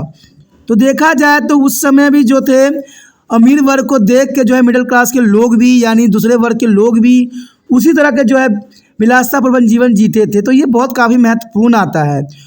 और तीसरे वर्ग के लोगों के लिए देखा जाए तो ये बहुत ही काफ़ी महत्वपूर्ण बात रहता है कि उनका जीवन अत्यंत कष्टमय था। अब देखिए आम गरीबों का जीवन सदैव ही कठिनाईपूर्ण थी, दुखदायक परिस्थितियों से गुजर रहा था। चाहे आज आधुनिक युग में हो, चाहे मेसोपोटामिया के समय काल में हो। कहते हैं आम गरीब व्यक्ति जो है हमेशा ही पिसते रहे हैं अमीरों के कुचालों में, और आज भी ये बरकरार है। आज देखा जाए तो बड़े बड़े लोगों की बहकावे वाली बातों में आके आम गरीब की जो जीवन है तहस नहस हो रही है। अब मेसोपोटामिया के समय काल में भी कुछ इसी तरह का देखने को मिला। दोस्तों ये बहुत ही विडंबनापूर्ण स्थिति है। कहते हैं आज सभी नेता लोग होते हैं, बड़े बड़े लोग होते हैं, उनका एक ही मकसद होता है, हमेशा विचारधारा सुनिएगा कि वो गरीबों के लिए हेल्प करना चाहते हैं, मदद करना चाहते हैं, लेकिन दूसरी तरफ वो गरीबों को ही कत्ल कर रहे होते हैं। ये बहुत दुखदायक परिस्थिति है। कहते हैं समय बदल गया। हम 3000 साल से लेकर देखिए 50,000 साल के अंदर उस समय से इतनी दूर आ गए हैं, फिर भी हमारी सोच आज तक नहीं बदली। आज भी गरीब लोग जो है कष्टदायक जीवन जी रहे हैं। अब मैं क्या बताऊं कौन कौन से कष्ट होंगे। आप गरीब होगे तो आपको स्वयं ही इस बात का एहसास होगा कि गरीब होना दुनिया में सबसे बड़ा जो है कष्टदायक परिस्थिति को अपनाना होता है। और ये दुख क्यों आते हैं, क्यों गरीब रह जाते हैं? क्योंकि आम गरीब व्यक्ति जो होते हैं अपने हायर एजुकेशन नहीं प्राप्त कर पाते हैं, और बड़े लोग जो होते हैं जैसे तैसे जो है बच्चों को आगे पढ़ा लिखा के किसी न किसी फील्ड में ले जाते हैं। आप अगर बाहर जॉब करने के लिए जाइए, सबसे पहले आपको डिग्री डिप्लोमा ही देखा जाता है, जो आम गरीब बंदों से जो है कोसों दूर रहती है। और इसमें देखा जाए तो अमीर लोग कभी पीछे नहीं हटते हैं, चाहे उनके बच्चे 50 बार भी फेल क्यों ना हो जाए। वो तो उनको डिग्री और डिप्लोमा लेने के ही फिराक में रहते हैं कि उनको पता है काम तो आज अनपढ़ लोग भी करके दिखा देते हैं। कोई बड़े बड़े महल जो होता है, बड़े बड़े इंजीनियर अपने हाथों से नहीं बना रहा होता है, उसमें मजदूर ही लगे होते हैं, अनपढ़ लोग ही लगे रहते हैं। यानी देखा जाए तो आम गरीब बंदों को कहू का बैल बना देती हैं। और यही कंडीशन मेसोपोटामिया में भी थी। तो मैं कैसे कहूँ कि आज का समय बदल गया है। जो बोलता है समय बदल गया है, हम समय बदलेंगे, नया समय लाएंगे, वो सबसे बड़ा जो है लोगों को मूर्ख बना रहा है। समय ना तो बदला है ना चेंजेस हुई है। चाहे हम कोई भी समय काल में चले जाएं, वो स्थिति आज भी बरकरार है। और यही बात मेसोपोटामिया के भी बात यहाँ बताती है कि पहले 2 वर्ग जो थे अपने आप जीवन जो है विलासतापूर्वक जीवन जीते थे, और तीसरी कैटेगरी के लोग जो होते थे उनका जीवन अत्यंत कष्टमय था। उच्च वर्ग के लोगों के शवों को सोने के बर्तन, सीप के गोले, लापीस लाजूली आदि जैसे कीमती वस्तु के साथ दफनाया जाता था। क्योंकि देखा जाए तो उच्च वर्ग के लोगों को जो है बहुत तरह की सुविधाओं के साथ मरने के बाद भी उनको लग्जरी जो है कफन मिलती थी। दूसरी ओर आम लोगों के शवों को साधारण बर्तनों आदि के साथ ही दफना दिया जाता था, जो कि आज भी देखने को मिलता है। बड़े लोगों को देखिए शाही सब कुछ होता है, लेकिन आम गरीब बंदों के कुछ भी खास नहीं होता है। और यह स्पष्ट रूप से इंगित करता है कि समाज के विभिन्न वर्गों के बीच बहुत असमानता थी। जैसे आधुनिक युग में भी बहुत असमानता है। बहुत से देखिए आज के लोग के समय ये विचारधारा ये होता है सबका साथ सबका विकास, लेकिन ना तो सबका साथ है ना सबका विकास है। सिर्फ विकास वो अपने आप को करते हैं। गरीबों का विकास यहाँ कोसों किलोमीटर दूर है। अगर गरीबों का विकास करना है तो अपनी सरकारी रूल रेगुलेशनों में थोड़ा चेंजेस कीजिए, थोड़ा सा बदलिए रूल रेगुलेशनों को। आज आम गरीब बंदे कहते रोटी कपड़ा मकान के लिए तरस रहे हैं और रो रहे हैं। कई क्षेत्रों में ये समस्या खड़ी हुई है कि लोग ज़मीन तो खरीद लेते हैं, लेकिन उसका सरकार बहुत ही घटिया तरीके से इस्तेमाल करती है। जब सरकार बदलती है तो उनको घर तक बनाने नहीं देती और कहती है कि वो तो दूसरे सरकार को आपने पैसा दिया था, अब हमें पैसा ठूसो, हमें जेब गरम करो, तब हम तुम करने देंगे। और कोई गरीब बंदारा बना भी लेता है तो उस पर जो है उनका बिल्डोजर चला देती है। क्या है नीति? क्या जब कोई रजिस्ट्री होती है, कुछ होता है, सरकार आंख बंद कर रखी होती है? क्या सरकार इसलिए होती है कि इसका आरोप उसके सर, उसका आरोप उसके सर करने के लिए? लेकिन इसमें पिसता कौन है? आम गरीब बंदा ही पिसता है।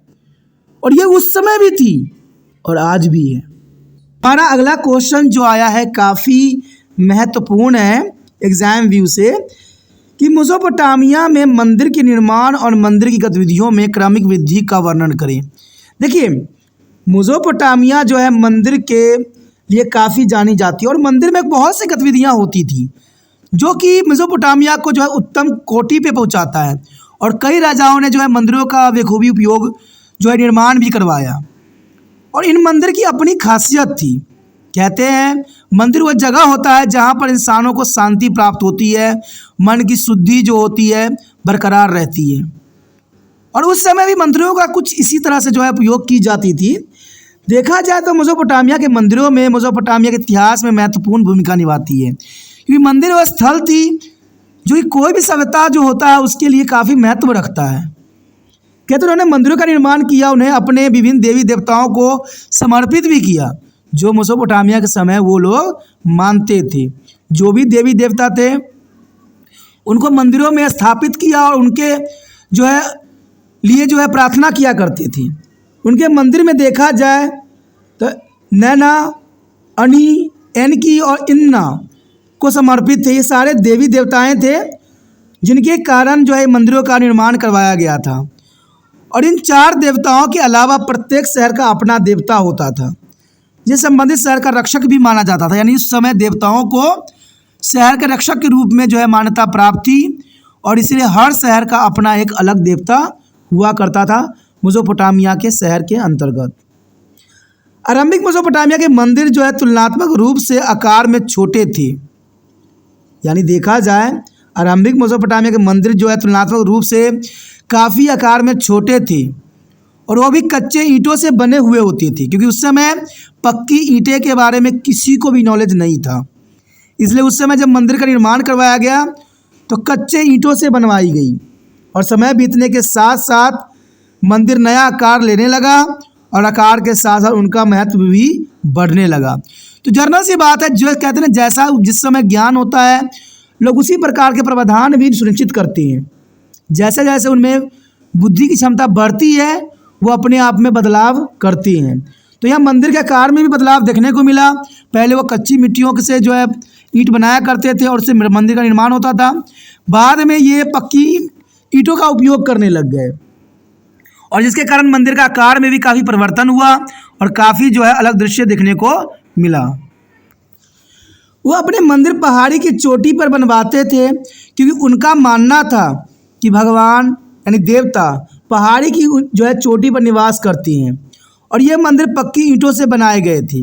देखिए आज भी अगर आप देख लीजिएगा तो जितने भी मंदिर जो बनाए गए हैं वो पहाड़ी क्षेत्रों में ही बनाए गए हैं, क्योंकि आज भी लोगों की जो मानसिकता है इसी बात की तरफ जो इशारा करता है। क्योंकि वो लोग जो मेसोपोटामिया के जो लोग थे वो मानते थे कि उनके देवता जो है भगवान जो है पहाड़ी की चोटी पर ही निवास करते हैं, वो स्थल पे नहीं होते हैं। इसलिए जितना भी मंदिर का उस समय निर्माण करवाया गया वो बड़े बड़े जो है पहाड़ियों पर ही निर्माण करवाया गया और इनके मंदिर जो थे वो काफ़ी पक्की ईंटों से भी बनाए गए जो ये काफ़ी महत्वपूर्ण थे। कहते इन मंदिरों की एक अनोखी विशेषता यह थी कि इनकी बाहरी दीवार नियमित अंतराल पर अंदर और बाहर की ओर झुकी हुई थी। ये काफ़ी महत्वपूर्ण यहाँ पर जो है इसकी विशेषता थी कि मंदिर जो थी बाहर दीवार नियमित अंतराल पर अंदर और बाहर की ओर झुकी हुई थी, अंदर और बाहर जो है झुकी हुई थी। मंदिर में एक आंगन था और उसके चारों ओर कमरे थे। देवता की छवि मुख्य अक्ष में स्थापित की गई थी। जैसे देखिए घरों के निर्माण होता था, सेम वही जो है प्रोसीजर उन्होंने मंदिरों के निर्माण में भी करवाया कि बीच में आंगन बना दिया और चारों तरफ से रूम बना दिया, कमरा बना दिया और उसके मुख्य देवता को जो है मुख्य कक्ष में रख के स्थापित किया गया। तो ये उस समय मंदिरों की महत्वपूर्ण विशेषता थी। कुछ कमरे जो थे पुजारियों के रहने के स्थान के रूप में और अन्य कमरे तीर्थयात्रियों के रहने के लिए व्यवस्थित किया। तो वहाँ पर जो है हर चीज़ की व्यवस्था काफ़ी महत्व दिया गया। कमरे बनाए गए तो उसमें पुजारी तीर्थयात्रियों को जो है रखने की व्यवस्था की गई, जो कि काफ़ी विशेषताओं की तरफ यहाँ इशारा करता है। आज भी अगर आप बड़े बड़े तीर्थ यात्रा पर निकलिए तो वहाँ पर इसी तरह की व्यवस्था आज के समय में देखने को मिलता है। तो देखा जाए तो मेसोपोटामिया जो उस समय इतनी विकसित थी जिसका आप अंदाज़ा लगाना आपके लिए संभव नहीं रहेगा। आगे यदि बात करें तो मंदिरों की बढ़ती गतिविधियाँ, देखिए मंदिरों की बढ़ती गतिविधियाँ काफ़ी वहाँ पर आगे बढ़ा। कहते हैं अगर देखा जाए तो मंदिर आगे चल के जो है मंदिर शिक्षा प्रदान करने का केंद्र के रूप में कार्य करने लगा, जहाँ पुजारी शिक्षक के रूप में कार्य करते थे। यानी देखा जाए तो उस समय मंदिरों का बहुत ही महत्वपूर्ण उपयोग किया जाने लगा। मंदिर जो थी शिक्षा का महत्वपूर्ण केंद्र बन गई और पुजारी जो था शिक्षक के रूप में कार्यरत थे। मंदिर से जुड़ी भूमि का उपयोग औद्योगिक उद्देश्य के लिए भी किया जाता था। यानी जो मंदिरों से जुड़ी हुई ज़मीन थी, जो आसपास के लैंड था, उसका उपयोग जो था इंडस्ट्री पर्पस के लिए यूज़ की जा रही थी, जो कि काफ़ी महत्वपूर्ण था। मंदिर वस्तुओं की बिक्री और खरीद में भी लगे हुए थे। मंदिर जो थे वस्तुओं को बिक्री भी करते थे और खरीदते भी थे। व्यापारियों को अग्रिम ऋण भी देते थे और इस पर ब्याज वसूल भी करते थे। यानी देखा जाए तो सारी बात जो आज के समय हो रही है वही उसमें मंदिरों का कार्य प्रणाली रह गई कि ब्याज देना, ब्याज वसूलना, सामानों को बेचना, मंदिरों के सामने इंडस्ट्री लगाना, ये सारे मेसोपोटामिया की विशेषताओं में से महत्वपूर्ण विशेषता थी जो कि गतिविधियों के रूप में जाना जाता है। लोगों ने अपने देवताओं के सेवा के लिए अनाज, दही, खजूर आदि चढ़ाया करते थे। यानी उस समय चढ़ावा जो थी अनाज, दही, खजूर आदि जो चढ़ावे के रूप में चढ़ाया जाता था अपने देवताओं को, और उन्होंने अपना आशीर्वाद देने के लिए बैल, भेड़, बकरी आदि भी बलि दी जाती थी। यानी उस समय बलि प्रथा भी काफ़ी जोर पे प्रचलित थी। उसमें बैल, भेड़, बकरी आदि की बलि दी जाती थी, देवी देवताओं को चढ़ाया जाता था। तो ये भी उस समय प्रावधान था। मंदिर जो था मनोरंजन के केंद्र के रूप में भी काम करते थे और लोगों को एक दूसरे से मिलने और नई ऊर्जा पाने के लिए एक साझा मंच प्रदान करते थे। यानी देखा जाए तो यहाँ पर मेसोपोटामिया के समय के अंतराल में मंदिर की भूमिका काफ़ी महत्वपूर्ण थी। सारे गतिविधियाँ जो थी मंदिर के आसपास ही निहित थी, इसलिए मंदिर को विशेषता यहाँ पर काफ़ी महत्वपूर्ण अपना स्थान रखती है। तो इसमें हमारा अगला क्वेश्चन जो आया है काफ़ी महत्वपूर्ण है। गिलगमेश के बारे में आप क्या जानते हो? क्योंकि आपको पता होगा कि मेसोपोटामिया के इतिहास में गिलगमेश जो है एक महत्वपूर्ण कड़ी है, क्योंकि ये काफ़ी जो है मेसोपोटामिया के शहरों का विकास किया था। अगर हम इस राजा के बारे में न जाने तो यह अधूरी बात रहती, क्योंकि जो गिलगमेश राजा है ये काफ़ी दिलचस्प है और देखा जाए तो ये राज्य में बहुत ही ऐसी गतिविधियों को जो है प्रवान चढ़ाया जो काफ़ी महत्वपूर्ण था। कहते हैं इसका जीवन भी कई घटनाओं से संबंधित है, इसलिए गिलगमेश के बारे में जानना आपको जो है मेसोपोटामिया के जानने के बराबर होगा। कहते हैं गिलगमेश महाकाव्य न केवल सुमेरियन साहित्य में बल्कि विश्व इतिहास में भी एक विशेष स्थान रखता है। देखिए गिलगमेश जो था महाकाव्य था, वो बहुत बड़ा कवि था और ये केवल सुमेरियन साहित्य में नहीं था, वो बल्कि विश्व के इतिहास में भी अपना एक विशेष स्थान छोड़ गया। और इसे उरूक शासक गिलगमेश ने लिखा, जिन्होंने लगभग 2700 ईसा पूर्व वहाँ के शासन किया।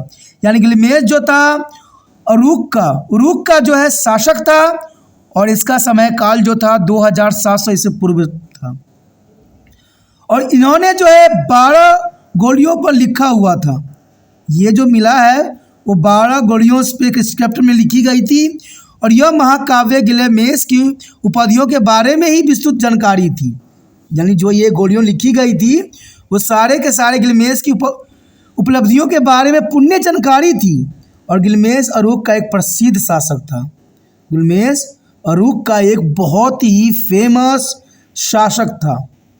कहते हैं वह एक महान शासक था और उसने एक विशाल साम्राज्य की नींव भी रखी, इसीलिए ये महान कहलाता है। उरूक को विदेशी शासक किसी भी खतरे से सुरक्षित करने के लिए उसने उसके जो है अत्याचारी शासन को समाप्त करने के उद्देश्य से चारों ओर एक कुआं भी बनवाया। यानी ये इतना दूरदर्शी था कि विदेशी आक्रमण से बचने के लिए इसने चारों तरफ से जो है कुएं का निर्माण करवाया, जिसे आक्रमणकारी जो है उस पर हमला न कर सके। लोगों ने देवता अणुक से प्रार्थना की और इसके परिणाम स्वरूप भगवान अनु ने देवी अरूर को एक ऐसे भगवान का निर्माण करने का आदेश दिया जो गिलगमेश से आगे निकल सकी। अब देखिए ये एक कहते द्वंद कथा है या क्या है, इसके बारे में कोई हमें जो है जानकारी नहीं है कि लोगों ने देवता अनु से प्रार्थना की और इसके परिणाम स्वरूप भगवान अनु ने देवी अरूर को एक ऐसा भगवान का निर्माण करने का आदेश दिया जो गिलगमेश से आगे निकल सके। और ये एक दंत कथा है। देवी ने एनकुडू को बनाया जिसने गिलगमेश से युद्ध किया। अब देखिए ये भी एक द्वंद कथा है कि देवी ने एनकुडू को बनाया जिसने गिलगमेश से युद्ध किया और जो है उसकी बहादुर से प्रभावित हुआ और उसको शीघ्र मित्र बन गया। यानी देखिए कि जो देवी का निर्माण लोगों के प्रार्थना से हुई, उसने एनकुडू को जो है बनाया और उसने गिलगमेश से युद्ध किया, लेकिन गिलगामेश से युद्ध करते हुए एनकिडू ने इतना प्रभावित हुआ कि उसने शीघ्र ही उसको अपना मित्र बना लिया। उन दोनों ने कई सराहनीय कार्य किए और एलाम के एक राक्षस को मारने का फैसला भी किया, जिसे हमबाबा के नाम से जाना जाता है। हमबाबा एक तरह का राक्षस था जिसको दोनों ने ही मारा था, यानी गिलगामेश ने भी मारा था और एनकिडू का भी जो इसमें महत्वपूर्ण योगदान था। और दोनों ने मिल के जो है एलामा के एक राक्षस जो है हिमंबा को मारा, ये काफ़ी महत्वपूर्ण है। और ये भयानक युद्ध के बाद आखिरकार गिलगामेश ने हिमंबा को मार डाला और गिलगामेश की बहादुरी से प्रभावित होकर स्टार को उससे प्यार हो गया। अब सोचिएगा स्टार कौन है। अब देखिए स्टार से जो है गिलगामेश को प्यार हो गया क्योंकि उसने जो है हिमंबा नाम के राक्षस को मारा, जिसके कारण जो है स्टार को जो है गिलगामेश से प्यार हो गया। और दूसरी तरफ देखा जाए तो गिलगामेश के दोस्त एनकिडू, जिसको मारने के लिए जो है देवियों और जो लोगों की प्रार्थना से देवी ने एनकिडू का उत्पत्ति किया, जो कि बाद में जाए गिलगामेश के मित्र बन गया, को एक खूबसूरत नाचने वाली लड़की से प्यार हो गया और इससे देवता क्रोधित हो गए। इसलिए उन्होंने एनकिडू की ज़िंदगी ख़त्म करने का फैसला किया, क्योंकि इससे देवता जो थे काफ़ी दुखी हो गए, क्योंकि जिस कार्य को लिए जो है एनकिडू का रचना किया गया था वो कार्य करने में वह सफल रहा और दुश्मन को ही जो है मित्र बना लिया। और उससे भी बड़ी बात थी कि उसको एक खूबसूरत नाचने वाली लड़की से प्यार हो गया। इसके तुरंत बाद वह बीमार पड़ गया, जो यहाँ पर एनकिडू जो था बीमार पड़ गया और उनकी मृत्यु हो गई। एनकिडू की मृत्यु से गिलगामेश को बहुत गहरा घात पहुँचा और वो सोचने लगा कि एक दिन वह भी मर जाएगा, क्योंकि अपने मित्र एनकिडू के मृत्यु के कारण जो है गिलगामेश को बहुत बड़ा धक्का लगा और ये भी सोचने लगा, उसके मन में घर कर गया कि वो भी मर जाएगा। इस प्रकार उन्होंने अमरता प्राप्त करने के लिए अपनी खोज शुरू की, यानी अमृत प्राप्त करने के लिए जो है गिलगामेश ने अपना खोज आरंभ किया। लेकिन कोई भी कभी भी अमर नहीं हो सकता, ये बात परम सत्य है। मनुष्य की सृष्टि के समय ईश्वर ने उसे मनुष्य को मृत्यु दी है और जीवन अपने पास रखा। इसके बावजूद उन्होंने अमर होने की पूरी कोशिश की। ये तो परम सत्य है कि ईश्वर ने जब पृथ्वी की रचना किया तो ईश्वर ने स्वयं को अमृतत्व दिया और मनुष्य को जो है मृत्यु लोक दिया, क्योंकि यहाँ पर मरण जीवन का कार्य चलती रहती है। लेकिन गिलगामेश की इतनी महत्वपूर्ण बहादुरी यहाँ देखने को मिलता है कि ये सब जानते हुए भी अमृतत्व के प्राप्त करने की खोज उसने छोड़ी नहीं, और ये काफ़ी उसकी महानता की तरफ इशारा करता है। यहाँ पर आप सोच रहे होगा कि ऐसी स्टोरी कैसे हो सकती है। तो देखिए, कहते हैं ये स्टोरी बहुत साल पुराना है, तो जर्नल सी बात है, इसमें द्वंद कथा भी हो सकती है। लेकिन ये आपके सिलेबस में भी है, गिलगामेश के बारे में आता है, तो आपको लिखना ही पड़ेगा। ये बातें अगर आप बार बार समझोगे तो 100% समझ में आ जाएगा। आखिरकार उसने जो है उन तना सिस्टम के बारे में सोचा, यानी आखिरकार उसने अमृत की खोज करते करते उसने एक उतना सिस्टम के बारे में सोचा। उनके प्रयासों से प्रभावित होकर उत्तर पिस्टम ने एक जो है महासागर समुद्र के बटन पर पड़े पेंट के माध्यम से अमृता का रहस्य प्रकट किया। अब देखिए, ये भी काफ़ी महत्वपूर्ण है कि उत्तर पिस्टम ने एक महासागर समुद्र के बटन पर पड़े पेंट के माध्यम से अमृता का रहस्य प्रकट किया। गिलगामेश ने इस चुनौती को स्वीकार किया और उसने उपयुक्त पौधों को लाने के लिए समुद्र में कूद गया। जो पौधा उसने देखा, जो अमृतत्व का निशानी थी, उसको लाने के लिए वो समुद्र में कूद पड़ा और वापस लौटने पर वो बहुत थका हुआ था और वो सो गया। इसी बीच एक सांप आया और उसे पौधों को उठा ले गया। जो पौधा वो समुद्र से तोड़ के लाया था, उसको एक सांप लेके चला गया, क्योंकि वो काफ़ी थक गया था समुद्र में यात्रा करके, और वो सो गया। इसी बीच में एक सांप आया और उस पौधों को ले गया। जब वो उठा तो उसने देखा कि वांछित पौधा गायब था। जो पौधा वो लेके आया था वो गायब था। अंत उन्होंने यह तथ्य समझ में आ गया कि मनुष्य कभी अमर नहीं हो सकता है, यानी जो पौधा वो अमृत वो दे सकती थी वो पौधा थी नहीं उसके पास। इसलिए उसको सारी रहस्य समझ में आई कि इंसान जो है कभी भी अमर नहीं हो सकता है। कहते हैं ये धरती मृत्यु लोक है, यहाँ मरना स्वाभाविक है। वो अपने पैतृक नगर वापस आ गया और कई सालों बाद अपने शहर को देख रहे एवं भावुक हो गए। इसे इस बात का एहसास हुआ कि हाय, उनकी मृत्यु के बाद उनके द्वारा बनाए गए विशाल साम्राज्य का आनंद उनके पुत्र उठाते रहेंगे। यानी ये बात समझ में आ गया उसको कि जैसे जैसे संसार जो है प्रगतिशील है कि उसके जाने के बाद उसका पुत्र जो होगा, जो उसी का अंश है, वो इस साम्राज्य पर जो है राज करेगा और इसको जो है आगे बढ़ाएगा। और इसी सोच के साथ उसने जीवन का रहस्य भी समझ लिया। तो यहाँ पर आप भी जीवन के रहस्य समझ गए होंगे। जैसे गिलगामेश जो था बहुत बहादुर था, ऐसे दंत कथा के अंतर्गत बात बताई गई है। अब इसमें देखिए कहते हैं दोस्तों, जो बातें लिखी गई है ये कई जगह जो है बाइबल में भी लिखी गई है। इसी के लिए कहा जा सकता है गिलगामेश की जो ये बातें है ये रहस्यमय पूर्ण है, जिसमें अगर हम दिमाग कसौटी पर देखें तो ये सही नहीं मानता, लेकिन जो कथाएं आपके समक्ष प्रस्तुत थी वो काफ़ी महत्वपूर्ण थी। अंतिम जो बात आती है वो डिक्लेरेशन की ही होती है, यानी पतन की होती है। आखिर यहाँ सबसे बड़ा क्वेश्चन उठता है कि मेसोपोटामिया इतनी विस्तृत थी, हड़प्पा का कल्चर से भी काफ़ी दुगनी जो है इसकी विकास थी, फिर भी इसका अंत किन कारणों से हो गया, क्यों डिक्लेरेशन हो गया? तो ये बहुत बड़ा प्रश्न उठता है सभी इतिहास के बच्चों के लिए कि आखिर मेसोपोटामिया के कैसे जो है डिक्लेरेशन हो गई। कहते हैं दोस्तों इसमें बहुत से कारण थे, लेकिन इसको दो ही कारण को जो है महत्वपूर्ण दिया गया। मेसोपोटामिया के पतन के यहाँ क्या कारण है, तो ये हम देखें तो हम्मुराबी की मृत्यु के बाद बड़े पैमानों पर विद्रोह हुआ, क्योंकि हम्मुराबी जो था काफ़ी पावरफुल था और काफ़ी कंट्रोल करने वाला जो था राजा था। और इसके समय काल में जो था मेसोपोटामिया फल फूल रही थी और काफ़ी तरक्की कर रही थी।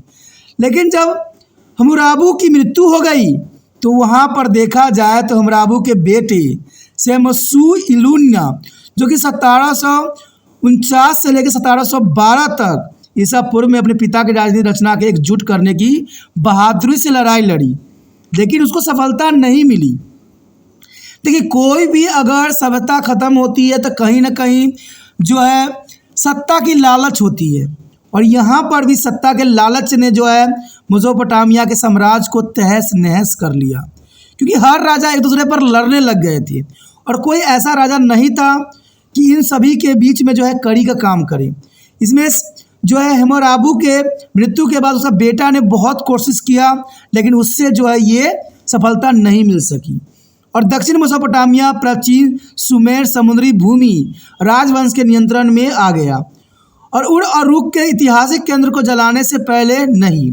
और उत्तरी मेसोपोटामिया असीरिया के नियंत्रण में आ गया, हर क्षेत्र को जला दिया गया, हर चीज़ को नष्ट कर दिया गया और कई क्षेत्र जो है किसी दूसरे क्षेत्र के नियंत्रण में चला गया। तो ये जो है पतन का सबसे बड़ा कारण बनता है। हम्मुराबी के उत्तराधिकारी अब जो है अकड़ के पुराने क्षेत्र तक सीमित थे। हम्मुराबी के उत्तराधिकारी जो थे अब सीमित हो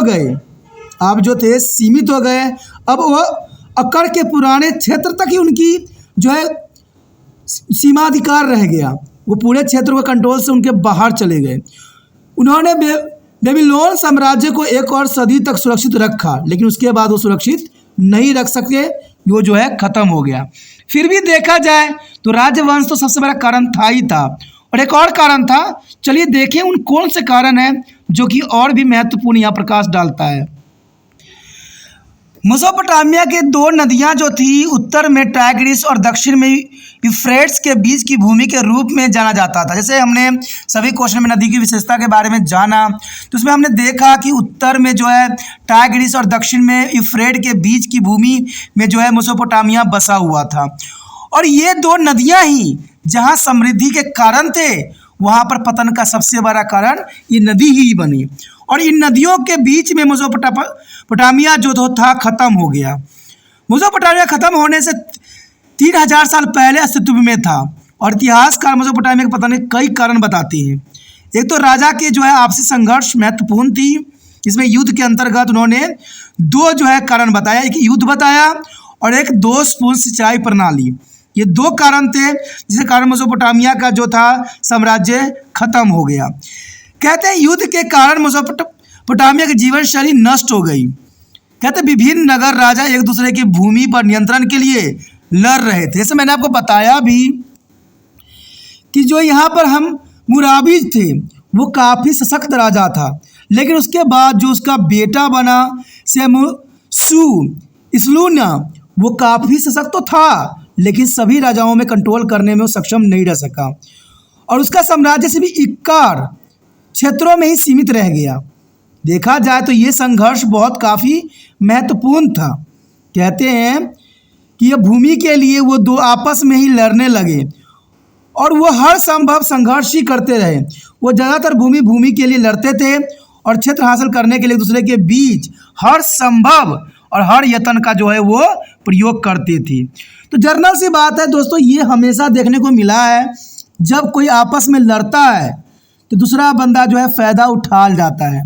ऐसे ही हमारा जब भारत 250 साल की गुलामी जब मिला तो इसका कारण भी यही था कि भारत के राजाएं आपस में लड़ रहे थे और अंग्रेज़ों की जो है कूटनीतियों को नहीं समझ पाए और जिसके कारण भारत जो है अंग्रेज़ों का गुलाम बना।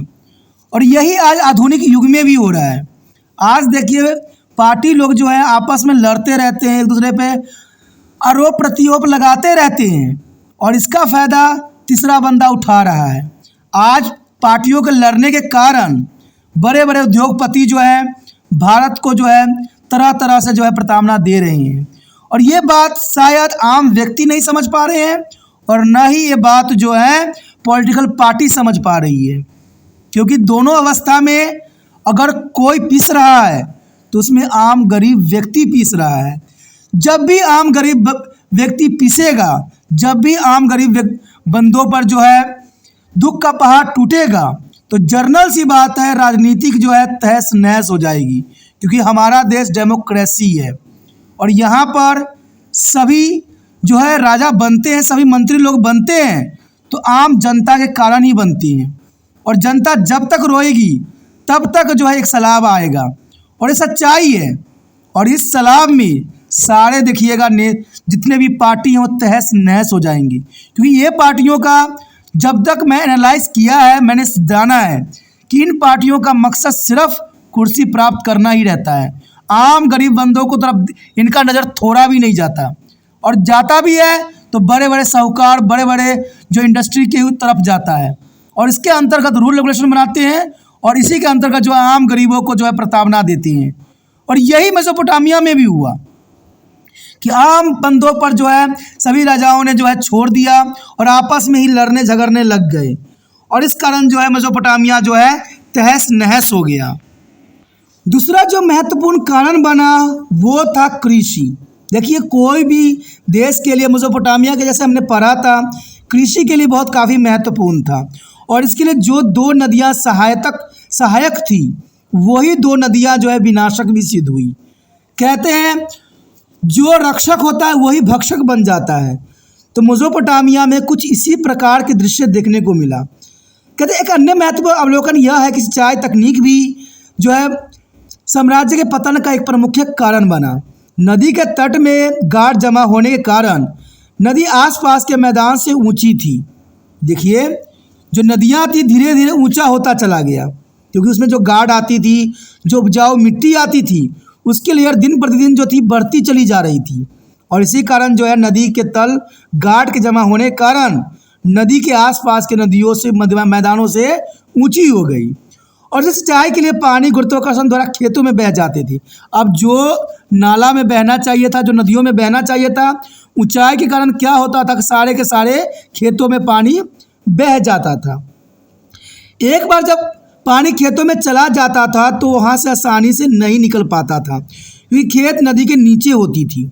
अब जर्नल सी बात है, नदी अगर ऊपर है और खेत नीचे है तो सारे के सारे पानी खेतों में जाएगा और कई मास कई दिनों तक अगर रहेगा तो जर्नल सी बात है फसल तो नष्ट होगा। जब फसल नष्ट होगा तो लोग वहाँ की कैसे जीविका अपना चला सकते हैं, कैसे अपना पेट भर सकते हैं, क्योंकि आपको तो पता है इंसानों के तीन ही चीज़ मूलभूत आवश्यकताएँ हैं, रोटी, कपड़ा, मकान। और जब रोटी ना मिले तो जर्नल सी बात है कोई भी उस क्षेत्र में रहना पसंद नहीं करता है। ठीक है, जैसे जैसे पानी वाष्पित होता गया यहाँ न केवल अपने घुले हुए खनिज लवणों के पीछे छोड़ता गया बल्कि मिट्टी के निचले सतहों में लवणों की ऊपर की ओर खींचता गया। अब जर्नल सी बात है पानी बह के जो आई सूखी तो उसमें जो है सॉल्ट की मात्रा अधिक थी और आपको पता होगा कि जहाँ पर सॉल्ट की मात्रा अधिक होती है वहाँ पर कृषि करना संभव नहीं रह जाता है। तो ये सबसे बड़ा कारण बना मेसोपोटामिया के विनाश के लिए। और देखा जाए तो लवण की जो है खिंचता गया और 2300 ईसा पूर्व तक मेसोपोटामिया कृषि अर्थव्यवस्था चरमराने लगी, क्योंकि मिट्टी अब वृक्षारोपण का समर्थन नहीं करता था, क्योंकि इसमें लवण मिली हुई थी, इसमें सॉल्ट मिला हुआ था। और मैंने बताया कि जहाँ सॉल्ट होता है, जिस खेत में सॉल्ट अगर आप डाल भी देते हो तो वो खेत जो है अनुपजाऊ हो जाता है। और यही बात मेसोपोटामिया में भी हुई कि जो खेती वो लोग इतने अच्छे से करते थे वो बिल्कुल ही ख़त्म हो गई। अब जर्नल सी बात है, जहाँ पर कृषि ख़त्म हो जाए वहाँ पर तो कोई बुद्धिजीवी रह नहीं सकता। और इस कारण मेसोपोटामिया का जो है डिक्लाइन हो गया, यानी जो तकनीकी विकास खेती के लिए संभव बनाती थी बाद में वही खेती के लिए रोक दी, यानी रक्षक ही यहाँ पर भक्षक बन गया। जिस नदी की हम तारीफ़ करते थे, जिस नदी के बारे में हमने सभी क्वेश्चनों में जो है तारीफ़ के फूल बांटे थे, उन्हीं नदियों के कारण ही जो है मेसोपोटामिया के जो है सिविलाइजेशन ख़त्म हो गई। जैसे आपने पता भी होगा कि इंडो वैली सिविलाइजेशन का भी कुछ ऐसा ही हुआ। सिंधु घाटी सभ्यता में सिंधु नदी विनाश का कारण बनी। तो जर्नल सी बात है, ये काफ़ी महत्वपूर्ण हर एक काल में रहता है, चाहे आधुनिक हो चाहे अब का काल हो। कहते हैं हमारा देश भी कृषि प्रधान देश कहलाता है, लेकिन लोगों की मूर्खता के कारण और लोगों की विदेश की नीति की भावना के कारण सारे जो है कृषि योग्य भूमि को बेचते चले जा रहे हैं, और ये सब अपने सपनों का महल विदेशों में जो है तैयार कर रहे हैं। भारत में ज़मीन बेच रहे हैं और वहाँ पर अर्बनाइजेशन करवा रहे हैं और ख़ुद विदेश में मज़े ले रहे हैं, और वो अपने खेत जो है भारत में जो है बड़े बड़े ठेकेदारों को बेच देते हैं, और ये जो है छोटे छोटे टुकड़े करके आम गरीबों में बेच देती हैं। अब ये भी देखिए बहुत दुखदायक परिस्थिति आ जाती है, जब आम गरीब बंदा खरीदता है तो उसमें भी बहुत तकलीफ़ें होती है। सरकार के लाठी पड़ती है, सरकार कहती है कि जो खेत बेचा गया वो दूसरे सरकार की प्रॉब्लम थी, बहुत तरह की समस्याएं खड़ी करती है। और इस कंडीशनों से एक बात तो साफ हो जाता है कि कहते हैं जो व्यक्ति शासन कर रहा होता है उसका पतन स्वाभाविक है, क्योंकि इसमें देखिए ना तो ठेकेदार का कुछ जाता है न बेचने वालों को जाता है, जाता तो है सिर्फ आम गरीब व्यक्ति को, क्योंकि वो एक एक रुपया इकट्ठा करके जो है अपने लिए कुछ करने की कोशिश करता है, अपने सर पे छत रखने की कोशिश करता है, और सरकार आए दिन आके उसको गिराता है। तो जनरल सी बात है, ऐसी हालत हमने मेसोपोटामिया में भी देखी, इंडो वैली सिविलाइजेशन में भी देखी। तो मैं यही कहता हूँ कि जनता को लेके चलना सभी सरकारों का प्राथमिक दायित्व होनी चाहिए। अपना उल्लू कभी सीधा करने की कोशिश नहीं करना चाहिए। और इसी के साथ दोस्तों हमारा लेखन कला और शहरी जीवन चैप्टर के क्वेश्चन आंसर ख़त्म हो जाते हैं। ये काफ़ी महत्वपूर्ण थे सभी क्वेश्चन। त्रिपाण स्टडी सेंटर ने हर एक क्वेश्चन को महत्वपूर्ण बनाया है और सभी क्वेश्चनों को जो है बखूबी एनालाइज किया है, समझा है, विचार किया है, फिर आपके समक्ष प्रस्तुत किया है। और ये क्वेश्चन काफ़ी महत्वपूर्ण रहेंगे एग्ज़ाम व्यू से, और आपको इस क्वेश्चन को अच्छे से तैयारी करना है। हम अगले चैप्टर में मिलेंगे, अगले क्वेश्चनों के साथ मिलेंगे, तो आप बने रहे त्रिपाण सेंटर के साथ। जितना हो सके इस वीडियो को शेयर करना है। अगर आप अगले वीडियो का नोटिफिकेशन देखना चाहते हो, अगले वीडियो देखना चाहते हो, अगले चैप्टर को देखना चाहते हो, तो जर्नल सी बात है उनको सब्सक्राइब कर लीजिए, क्योंकि आपको पता ही है कि चैनल सब्सक्राइब रहेगा तभी आपको इस वीडियो का नोटिफिकेशन भी मिल सकेगा। अगर चैनल को सब्सक्राइब नहीं कीजिएगा, फिर से वही भावना रखिएगा, तो जर्नल सी बात है अगला जो चैप्टर आने वाला है उसका वीडियो आपको शायद न मिल पाए। तो सोचिए नहीं, विचार न कीजिए, जो रेड सब्सक्राइब आपको समक्ष दिख रहा है उसको दबाइए और त्रिपाण स्टडी सेंटर के साथ जुड़ जाइए।